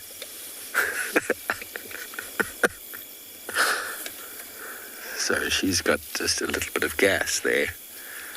Lots of fermentation, everybody. They feed on all this vegetation, and then that ferments in the hindgut or the cecum. Here we go, Dobby, on the right. It's right here now. Hello, little one.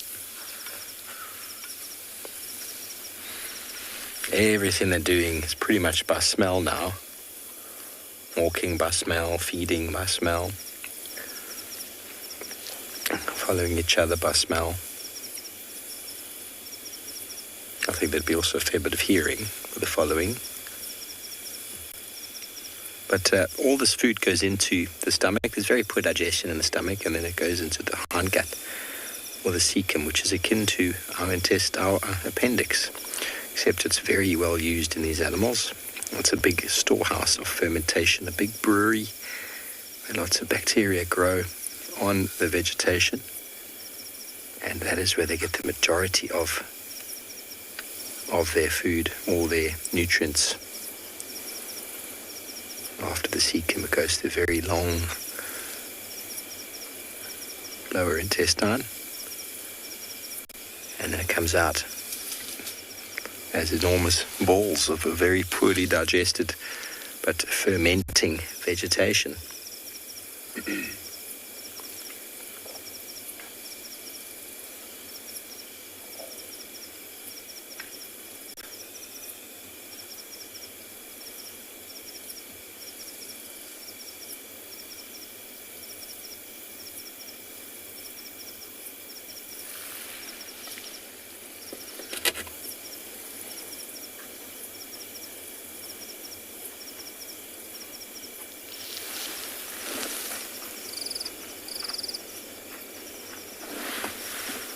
Walking right behind us again.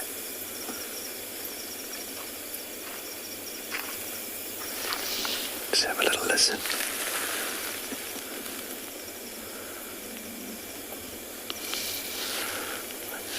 Looking over, their eyesight is probably as good as ours at night.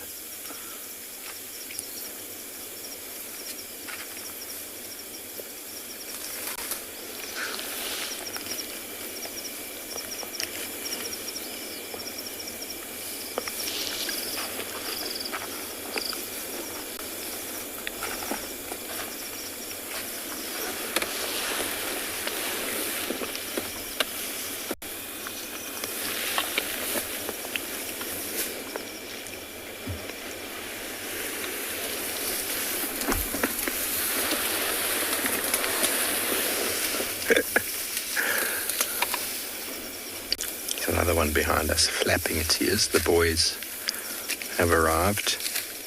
Sorry about the back of the vehicle, everybody. This is live, and these animals are behind us. It's nice to be able to see what they're doing. There's no animosity. These boys have just come down the road and found us parked in it, and they want to go straight past. And they're like, oh, well, we're not going to have to walk around them, but let's pretend we don't have a problem with that. Whenever you're in an elephant sighting, if you do find yourself in the situation where maybe they start not getting upset, but the elephants are around you, there's nothing you can do. The worst thing you can do is to start your engine and start revving and start trying to get out. Just switch off. They'll make the space. They'll move around you. For example, you're coming down a hill. Very difficult to reverse back up a hill if the elephants are all in front of you. Rather than wheel spinning and stalling and making a lot of noise, rather just switch off and stop. Because without the noise, they got no real need to get upset with you. Okay, well, we're going to see if we can get this Ellie walking past while we send you back over to Ngala, who's also got some elephants.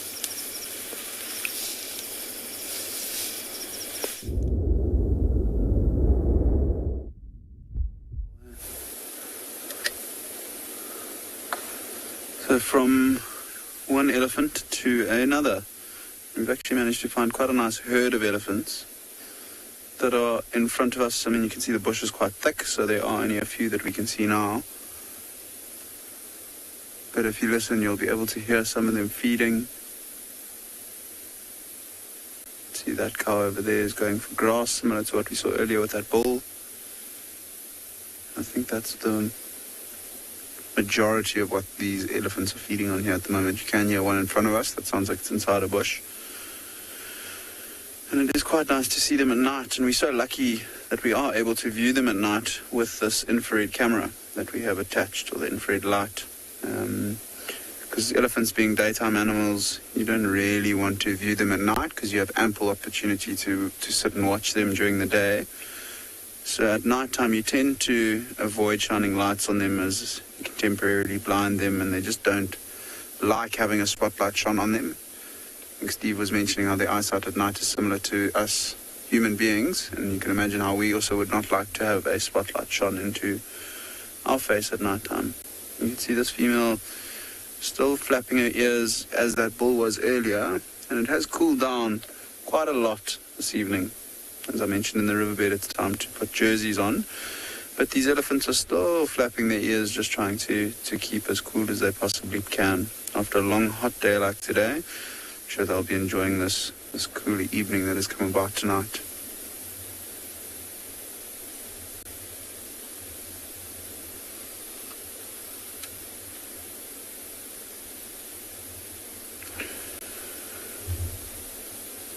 Just listening behind us, quite far in the distance, is a hyena calling on our eastern side, or our left-hand side.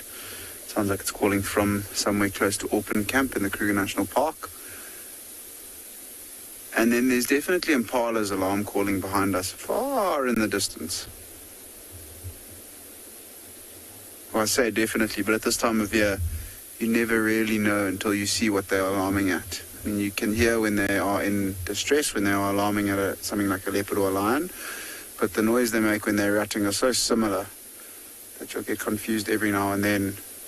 Go speeding into an area to try and see what the impalas are alarming at, hopefully looking to find something like a leopard, and then you get there and it's just two male impalas vocalizing at each other and running around.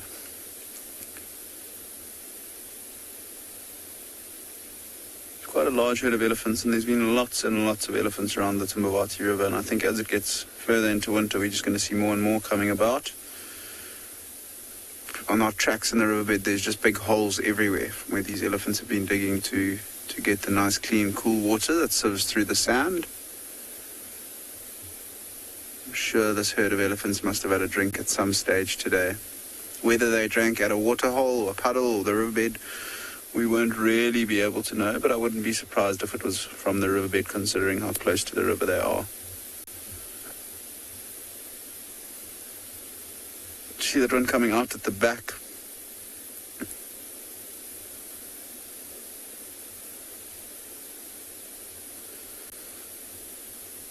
So good question, Jacqueline. And they tend to sleep for only a few hours every day. On average about 4 hours a day.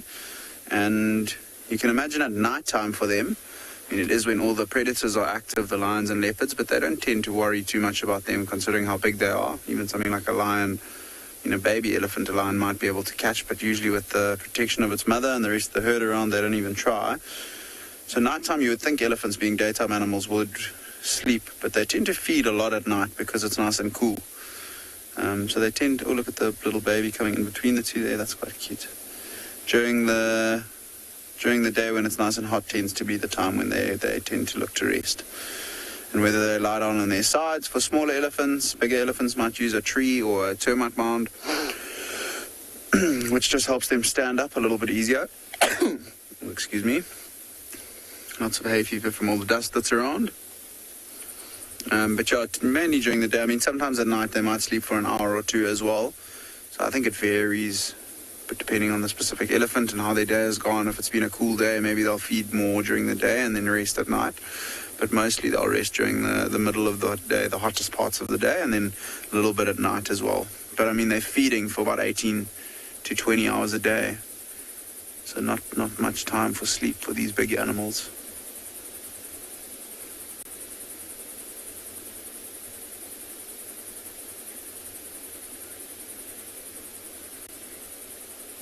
So we're going to leave these elephants that are feeding on grass and trees and send you over to Lauren with the leopard that has now climbed into the tree.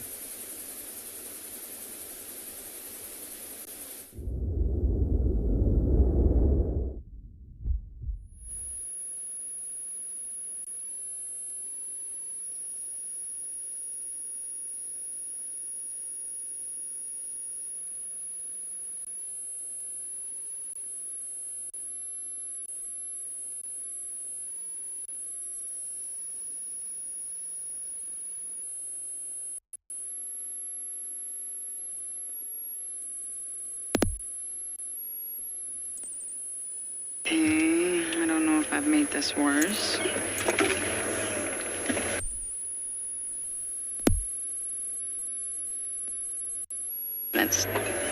What about now? How have I done?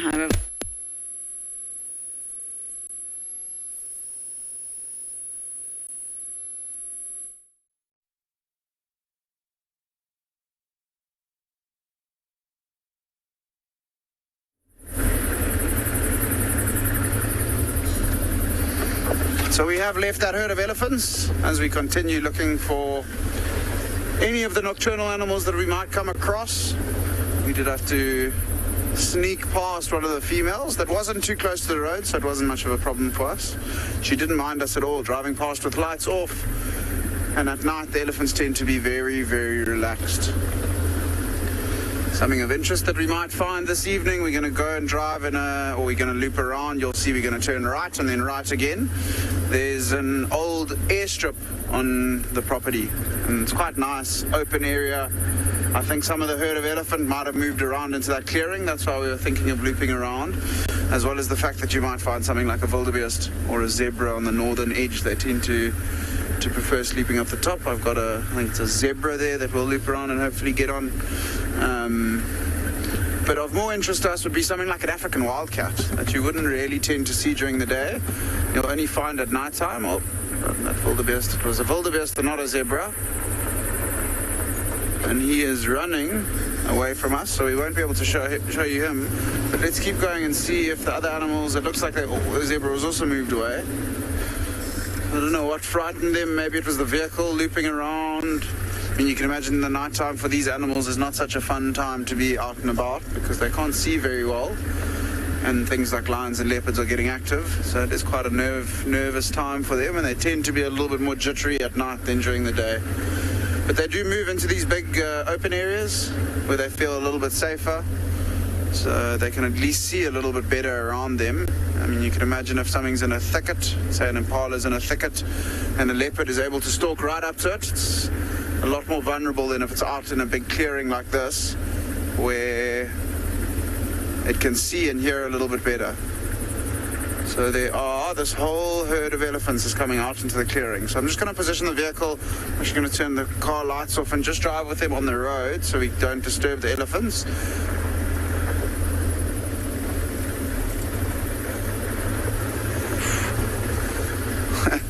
It's quite a good question, Luke. What nocturnal animals are popular? I'm just going to quickly position the vehicle for impala so you can get a nice shot of the elephants, and there's a big herd of impala behind us as well. So we'll see if we can get those on. I don't want to turn off until we know. Just turn off and see if we can get them.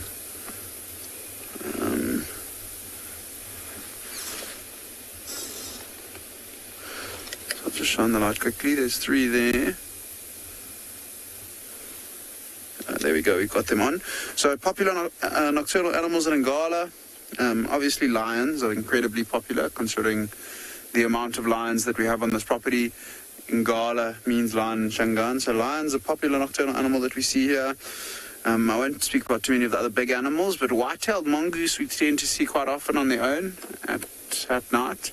African wildcat's another one.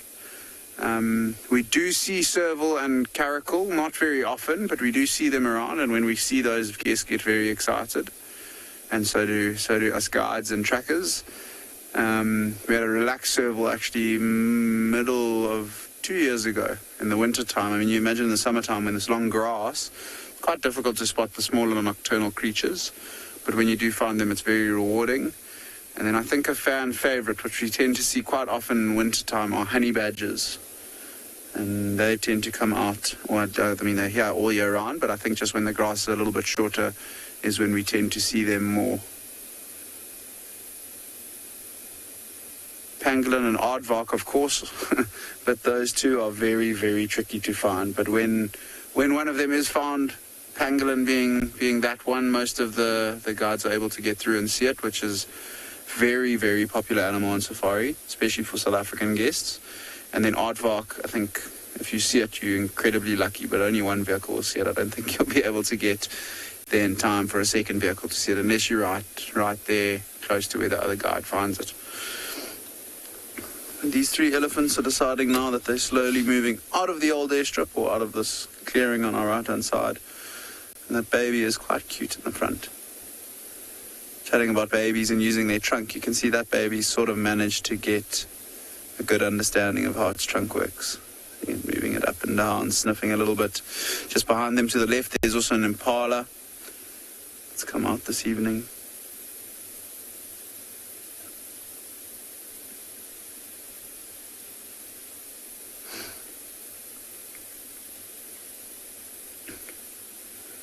Sometimes you'll see these younger elephants, if they're in a little bit of a mood, they will even chase animals like impalas just because they can. Elephants do lots of things because they can. This year what we've seen interesting about elephants is that they have been, even with the abundance of food around for them, lots of grass, good foliage on trees and bushes, they've still been ring barking lots of the big marula trees on the property, which is sad to see. And it can frustrate you to a certain extent. However, it's not the elephant's fault. They're just looking to feed on different varieties of food, essentially. But once you do see one of your big or favorite marula trees ring-barked on the property, it does hurt a little bit before you tend to just get over it.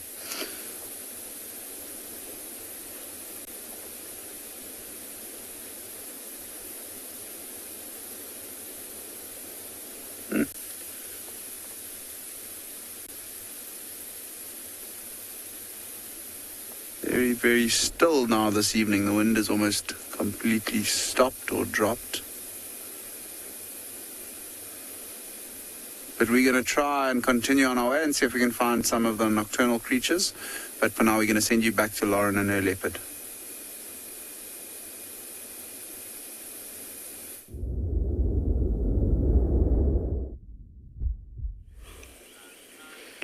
My nocturnal creature has been delightful. She's panting heavily. She's obviously exhausted from that climb. And of course, it's been a very hot day. Still can't get any visual of the sort of mammary glands, but it really was reported from that other guide that there's suckle marks there. So we'll keep looking, we'll keep trying. She's very full. And I think she jumped up the tree because there's 3 hyenas around, as I mentioned. So she's not actually on the branch where the kill is. That's much higher. But she's sort of just jumped off the ground. It's far safer for her to be up the ground. 1 hyena, fine. 2 hyena, 3 hyena, definitely not. And you can see this is a very low, thick branch. It's perfect for a leopard to perch the bottom.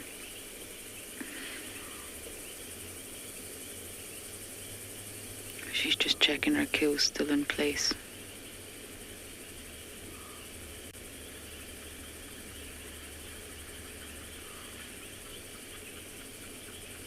It's so nice to spend time with her, and I purposely stayed the whole drive just because, well, we had her all to ourselves for a while, and we've just not spent time with her in a really, really long time. I can't even remember the last sighting we had of Kalamba, actually. She's been MIA.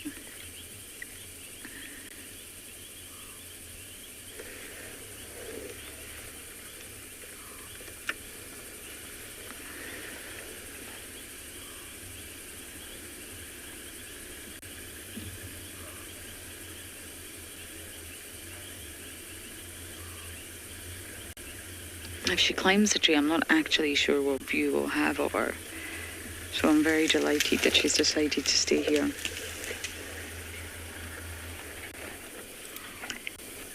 We don't know she's pregnant. I must clarify that. We really don't know anything. So the question, how does her pregnancy, we don't actually know that yet. I haven't seen the suckle marks.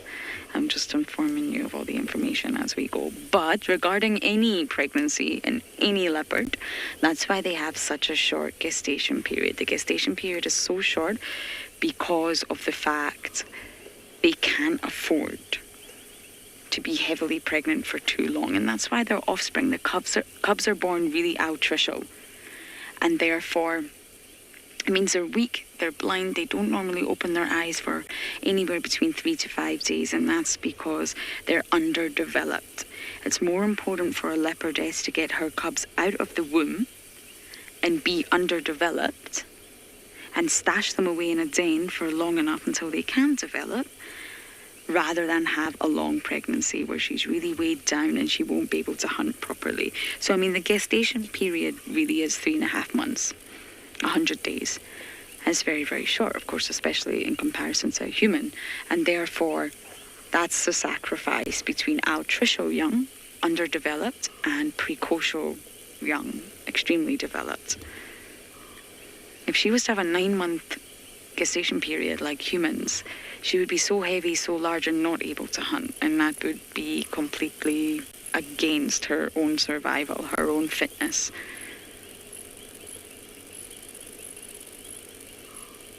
And that's why the predators have these short gestation periods. Lions are the same.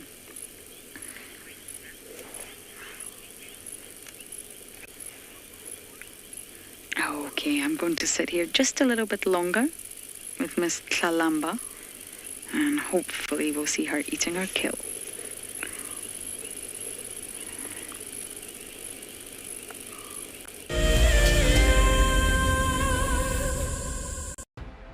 In preparation for our 14th birthday, we will be lighting up a fire and heading on a special journey down memory lane. Join Lauren and Steve on the 11th of April for a sentimental look through the archives. The missing cubs have arrived! Holy moly, everyone. This is incredible stuff. Oh my goodness, everyone. Oh, there's two. Who better to have as special guests than the WildEarth co-founders Emily and Graham Wallington? They'll be answering questions about WildEarth's fascinating journey since its launch in 2007.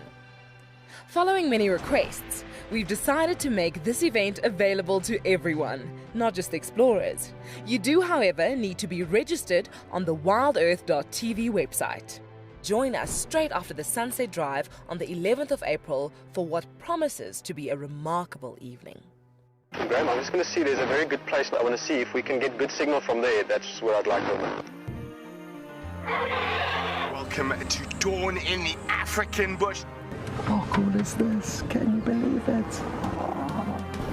Those cubs are now only 10 feet from us. Unbelievable. Elephants chasing wild dogs chasing elephants. Pandemonium! Watching how WildEarth has grown since 2007 has been truly remarkable. On the 27th of April this year, WildEarth will be turning 14, and we would love to hear from you. Please send us your own special birthday message, which we can share with the rest of the WildEarth family.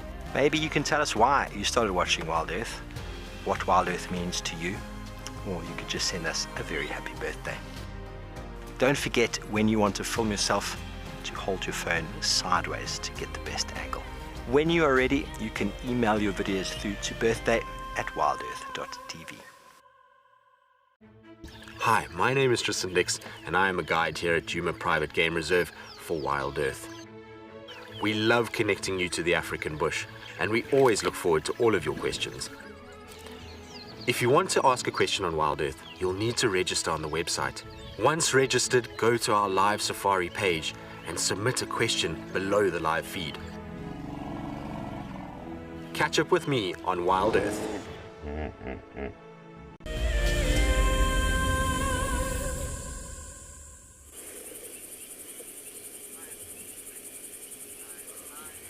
She's still... Oh. Hold that thought, Lauren.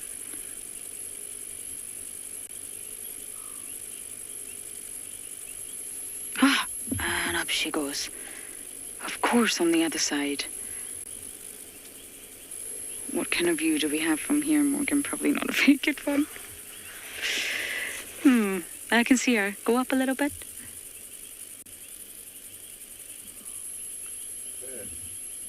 Look at that visual. Well done, Morgan.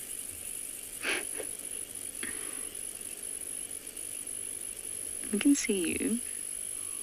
Now, going back to the gestation period versus the sort of development of the offspring, I said sacrifice, but I guess it's a trade-off. There's always trade-offs. There's always, in nature, a trade-off for something. So the fact that she has underdeveloped young is due to her increasing her fitness benefit and survival rate by not being pregnant too long. So there's always a trade-off in nature.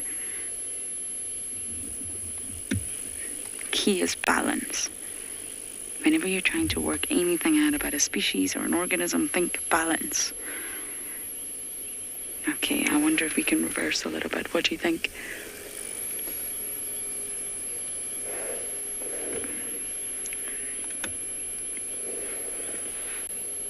We have a vehicle behind us.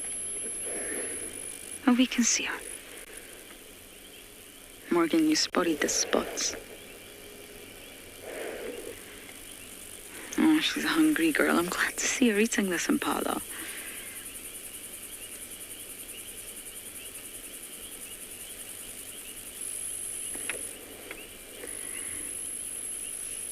She's got her eyes closed. It's very sweet. We don't have any light on her. She's got her eyes completely closed.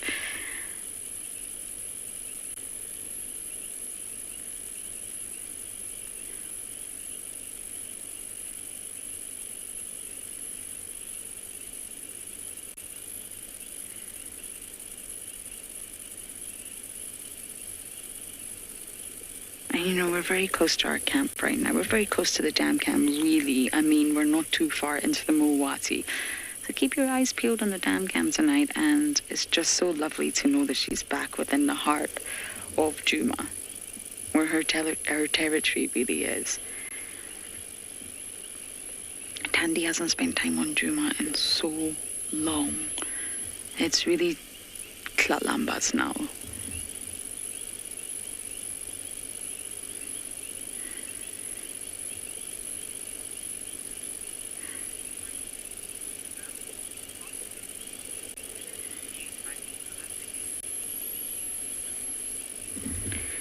Lisa, we would have to ask her, I'm afraid. It depends on so many factors. It depends on how much of this impala she actually eats. If she loses it to the hyenas, well, gravity and then hyenas. If she is nursing, if she is a mother and she's obviously producing milk, that's very energetically costly. If she's in energy deficit, she'll need to eat more than if she's in a sort of energy surplus. It's all about energetics. It also depends on the size of this impala. I had a look and I was told yesterday it was an impala lamb, but I thought it looked a little bit older than that, but we could be wrong. It's very difficult to tell when it's very high up in a tree and it's, well, not in one piece, shall we say. So if she is nursing, depending on the number of cubs she's got, how old they are, how frequently she's nursing, I really can't answer that question, but she will need to keep her energy levels topped up anyway. And knowing Tlalamba as a personality, she will hunt again soon. Tlalamba likes to have kills hoisted in her pantry. You can hear the crunching. Can you hear that?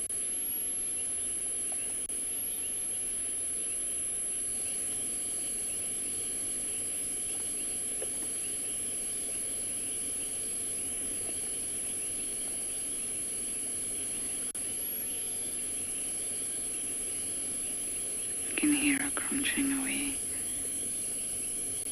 I think there's actually quite a bit of meat left on this.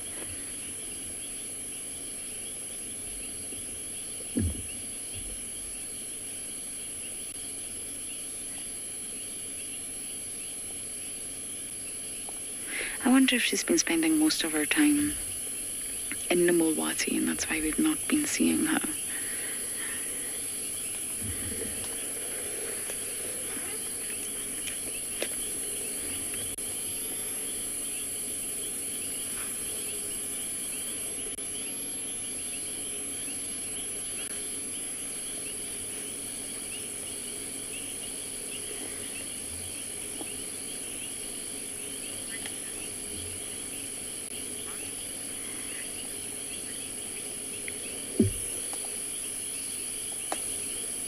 Sorry, Elton, one more time with that question.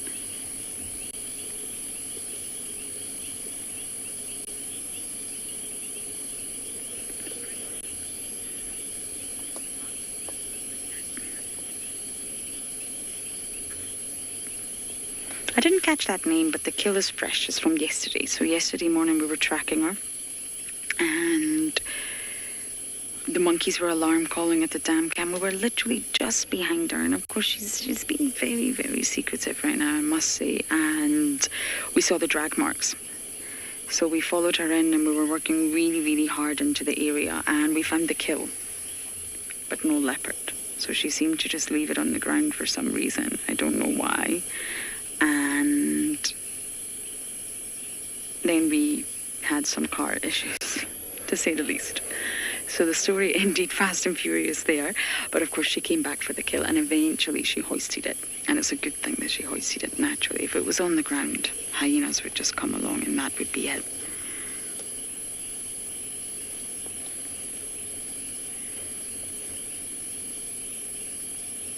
So it was from yesterday morning. So there'll still be a fair bit of meat left on this impala.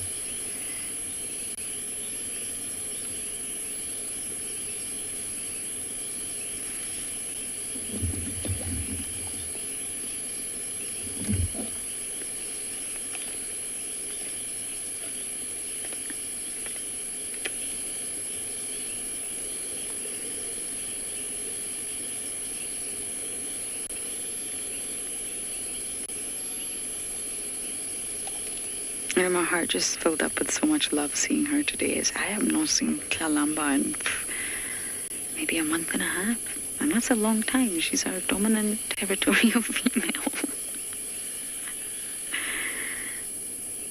Who's clearly very hungry.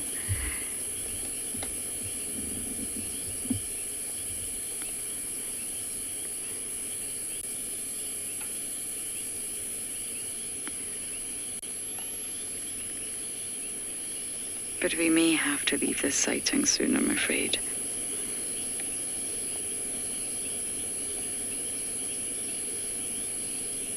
I'm just so glad she hopped up the tree. We waited. Morgan and I sat in the dark. We sat in the dark, and I'm looking for chameleons to see if we can show you a chameleon.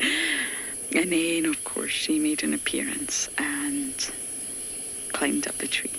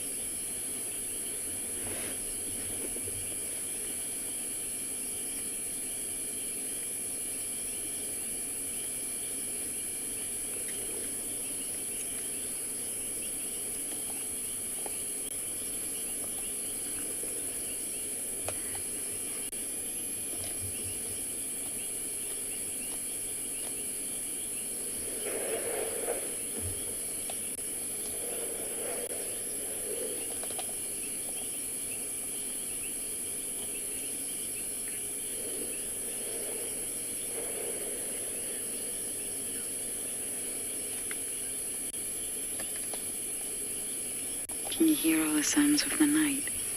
The frogs are starting. Their wonderful chorus. Elsie, leopards have 32 teeth, believe it or not. 2 less than hyenas.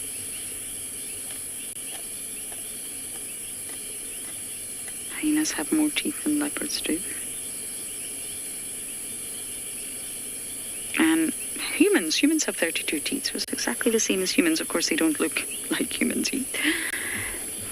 They're not sort of shaped to function in the way that our teeth are, because we have completely different diets. We've evolved in completely different ways.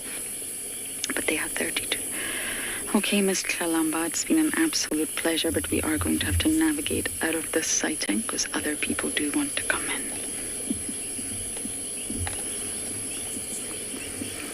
I hope she's around tomorrow.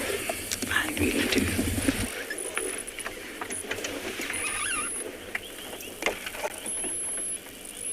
Mish, we're leaving this sighting, handing over the log to you.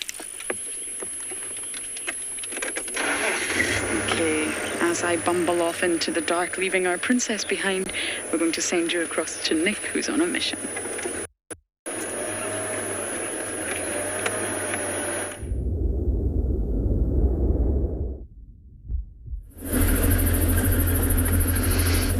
Still haven't managed to find anything after the herd of elephants, and we are pretty much just bumbling about in the east looking for anything that's willing to show itself.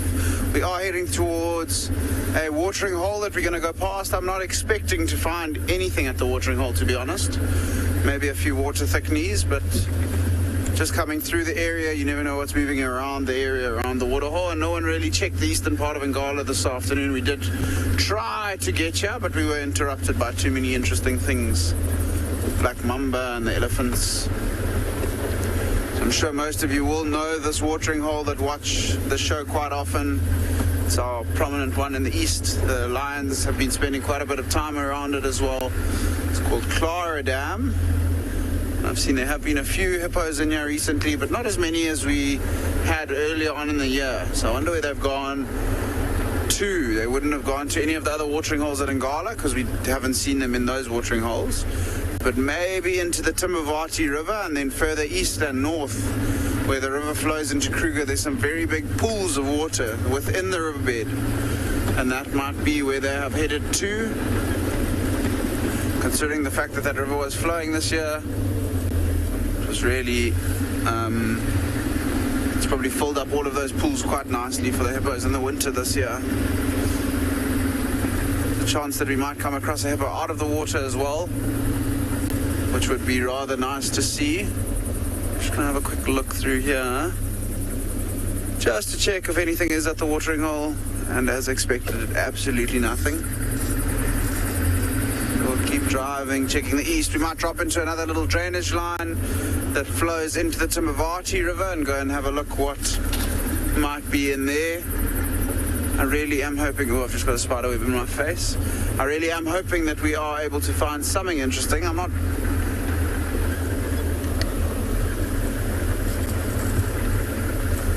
So I didn't catch her name. I think it was King, maybe Ted. Hyenas at Ngala. There are lots and lots and lots of hyenas at Ngala. Yeah, especially this part of the reserve that we're in now. This is probably the area where we tend to see our most hyenas. And you tend to see them predominantly when the wild dogs come about. The other day as well, there were those 3 young lions. I don't know if they've been put on the show. There's a young male lion and 2 young lionesses. And they killed a waterbuck just at that waterhole behind us. There's the hippo tracks that have come out this evening already, and there were, I think I counted 17 hyenas when I was there one morning around the carcass, and they managed to actually steal that carcass from the lions, but it was almost finished, so the lions weren't too interested in defending it.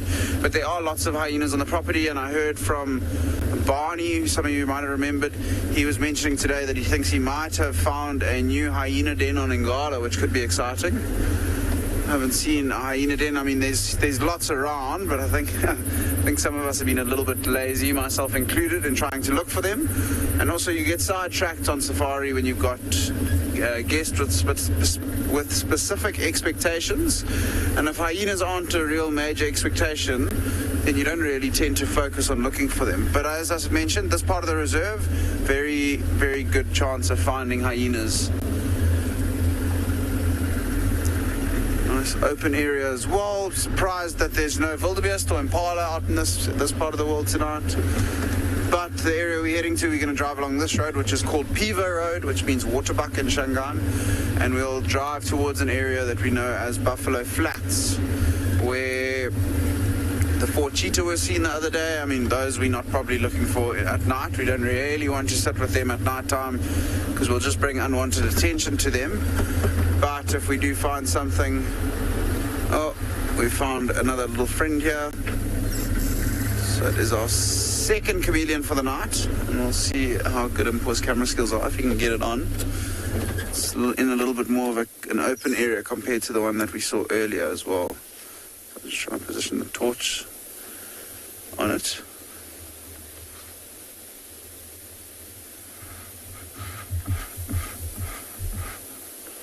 And there you can see another flap-necked chameleon. This one's sitting a little bit lower down to the ground. And if you have a look at that tree that it's sitting on, can you see how it's got those sharp spines on it? Very small leaves. This is a baby leadwood tree that this chameleon has perched itself on tonight. You can imagine with those spines growing from the branches, it provides this one with a little bit more protection than the one we saw in the whiteberry bush earlier. I just thought it might be worthwhile to stop and have a look. So we were after 1 chameleon tonight, and now we've managed to find 2, both of them fast asleep, and I always enjoy it when we don't disturb them and don't wake them up. Let them do their thing. Let's maybe keep going and see if we can find something else. I thought it might just be nice to pop that on and let everyone have a look and see that we have learned how to find chameleons. Oh, and there's an impala in front as well.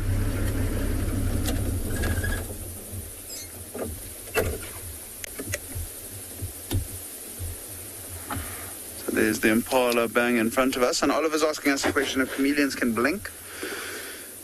I am not 100% sure, so I will have to get back to you on it. I know they can close their eyes because we saw that one had its eyes closed. And I know that they can focus their eyes independently. So the left eye can look at something and the right eye can look at something else.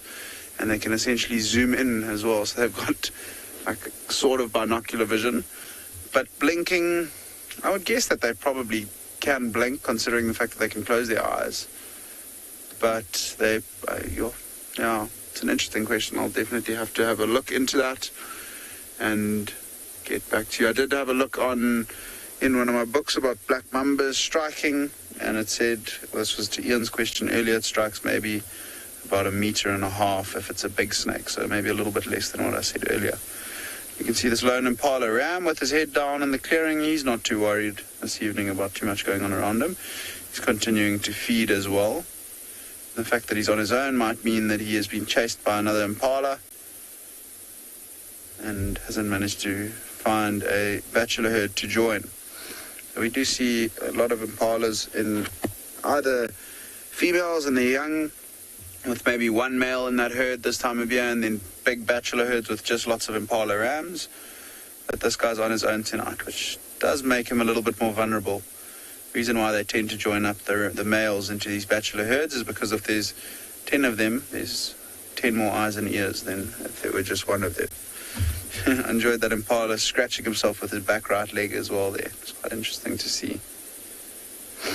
But I think let's leave this impala and continue on our way and see if we can find some nocturnal thing, maybe something small. So we won't want to put our lights on driving past this impala just because you don't want to shine on them during the night either, chatting about not shining on the daytime animals or the diurnal animals. So we'll just keep slowly sneaking past it, and then once we do pass it, then I'll turn the torch light. I suppose I can shine on the left-hand side for now. Oh, and he's running in front of us. There's also two jeepers. It's amazing how when you drive slowly and you're actually looking for stuff, there's stuff all around us. And now you can see those two little silver eyes that are staring towards us. There's more focusing on the one on the right. And look at those enormous ears. See how this scrub hare is moving its ears from side to side.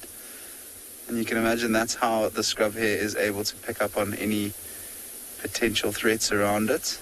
Also got really good eyesight. But I love how it's busy moving its ears from side to side. I don't know if you've ever seen maybe at Phinda or when we had the Mara with the rhinos. They do just what this scrub hare is doing, independently moving their ears side to side, trying to listen as much as possible. See, it's also busy chewing. It must be feeding on some of the grass in this area. And these scrub hares are nocturnal animals, so they do come out at night. Pretty much only tend to see them at night. Sometimes they can become a bit of a pain because there's so many of them around. When you drive, they don't get out the road, but it's nice to see two of them together like this in the clearing, and just loving how those ears are moving from side to side.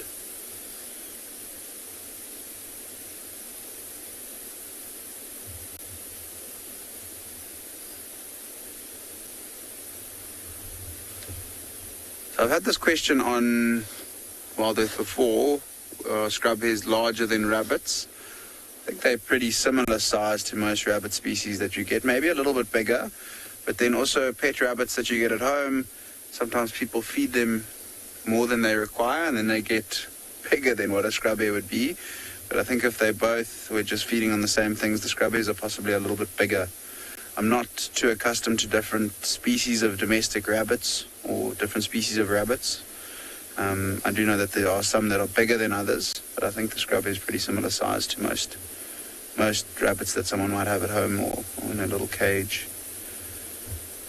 Rabbits are, however, diurnal, so they are active during the day, whereas scrub hares are nocturnal.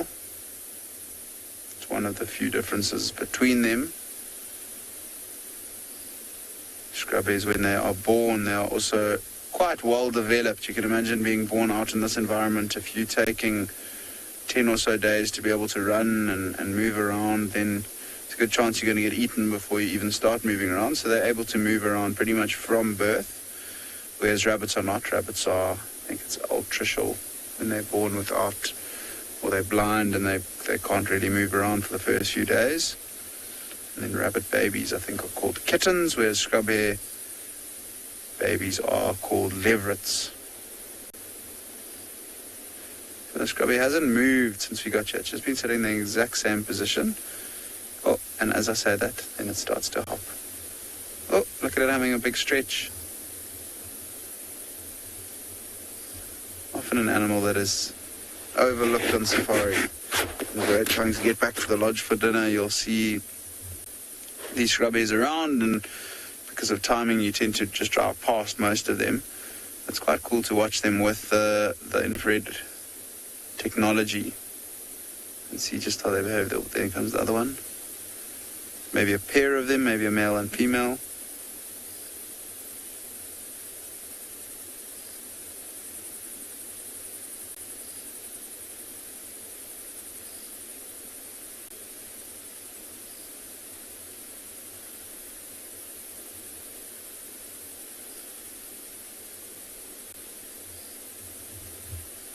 Lovely to see these two little busy creatures.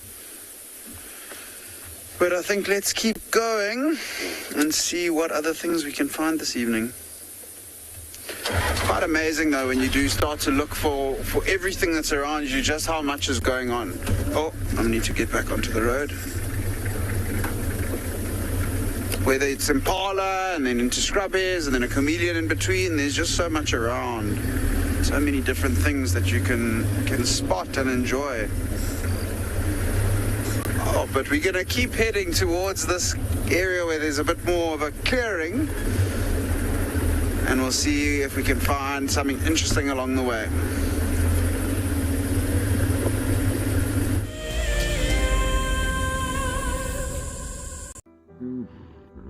Nestled on the banks of one of the largest lakes in the Sabi Sands lies an award-winning game lodge called Tswalu. Many of you will have been on safari here virtually with WildEarth, but now we are offering you the chance to see it for yourself in person. Sign up to be a WildEarth explorer before the end of April, and you and a friend could win 3 nights to this luxury lodge. In addition to the unforgettable safaris, you can unwind on the deck, relax in the pool, and even savor the various bush dining experiences. Tswalu's holistic approach to hospitality, with specific emphasis on conservation, will leave you with the very best memories of the African wild. WildEarth Explorers, it's in your nature.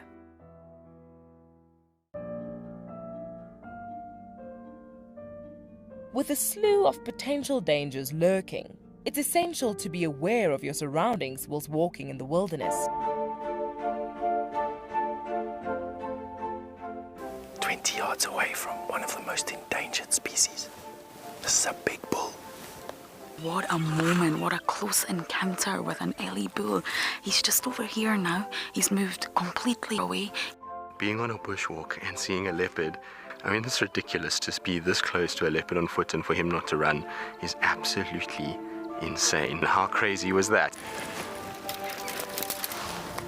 Through the gap there is just the back of the head of a male lion.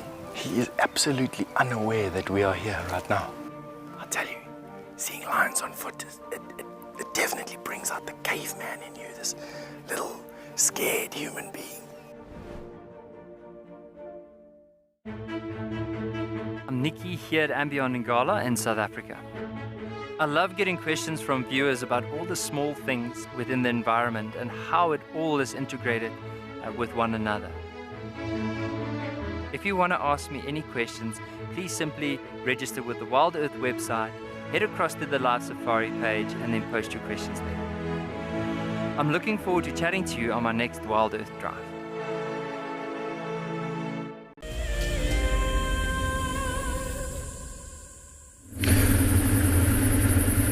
So we've actually changed our plans. Instead of heading into the east into those clearings, I think if we drove out there, we're probably going to be out in the reserve till about 9 o'clock to get back to camp. And another chameleon, can you believe it?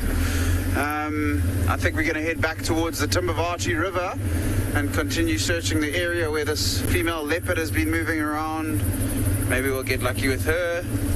think what we'll do is we'll head down. There's a little drainage line here that we'll drop into and drive the drainage line down towards the main Tumbavati River.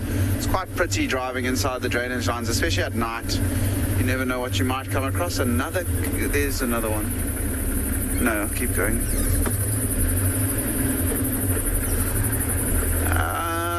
So I haven't counted every elephant herd that I've ever seen, but Ingrid, I think probably close to maybe 100 animals.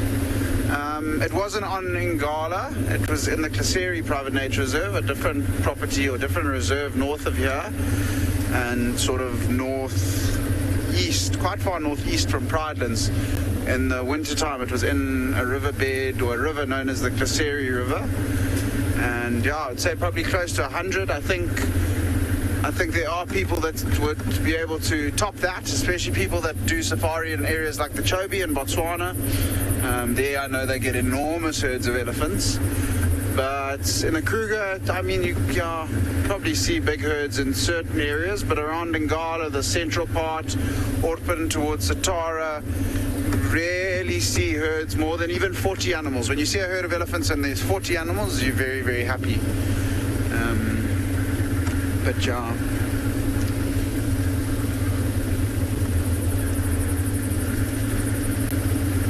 Can't believe how many chameleons are out tonight. And it's also getting to the stage, I'm quite glad that we've seen a few, because it's getting to the stage where they're also going to start hibernating.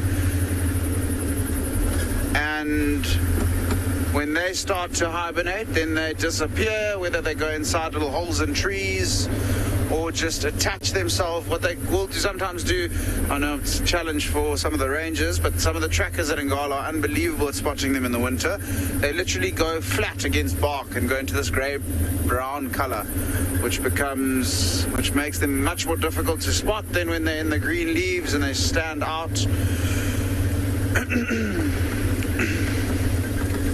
But yeah, I think it's been a rather productive afternoon all round. From Lauren's leopardess at Djuma and Steve having elephants and all kinds of other interesting things. I'm sure Bushwalk at Pridelands had a few small creatures on show.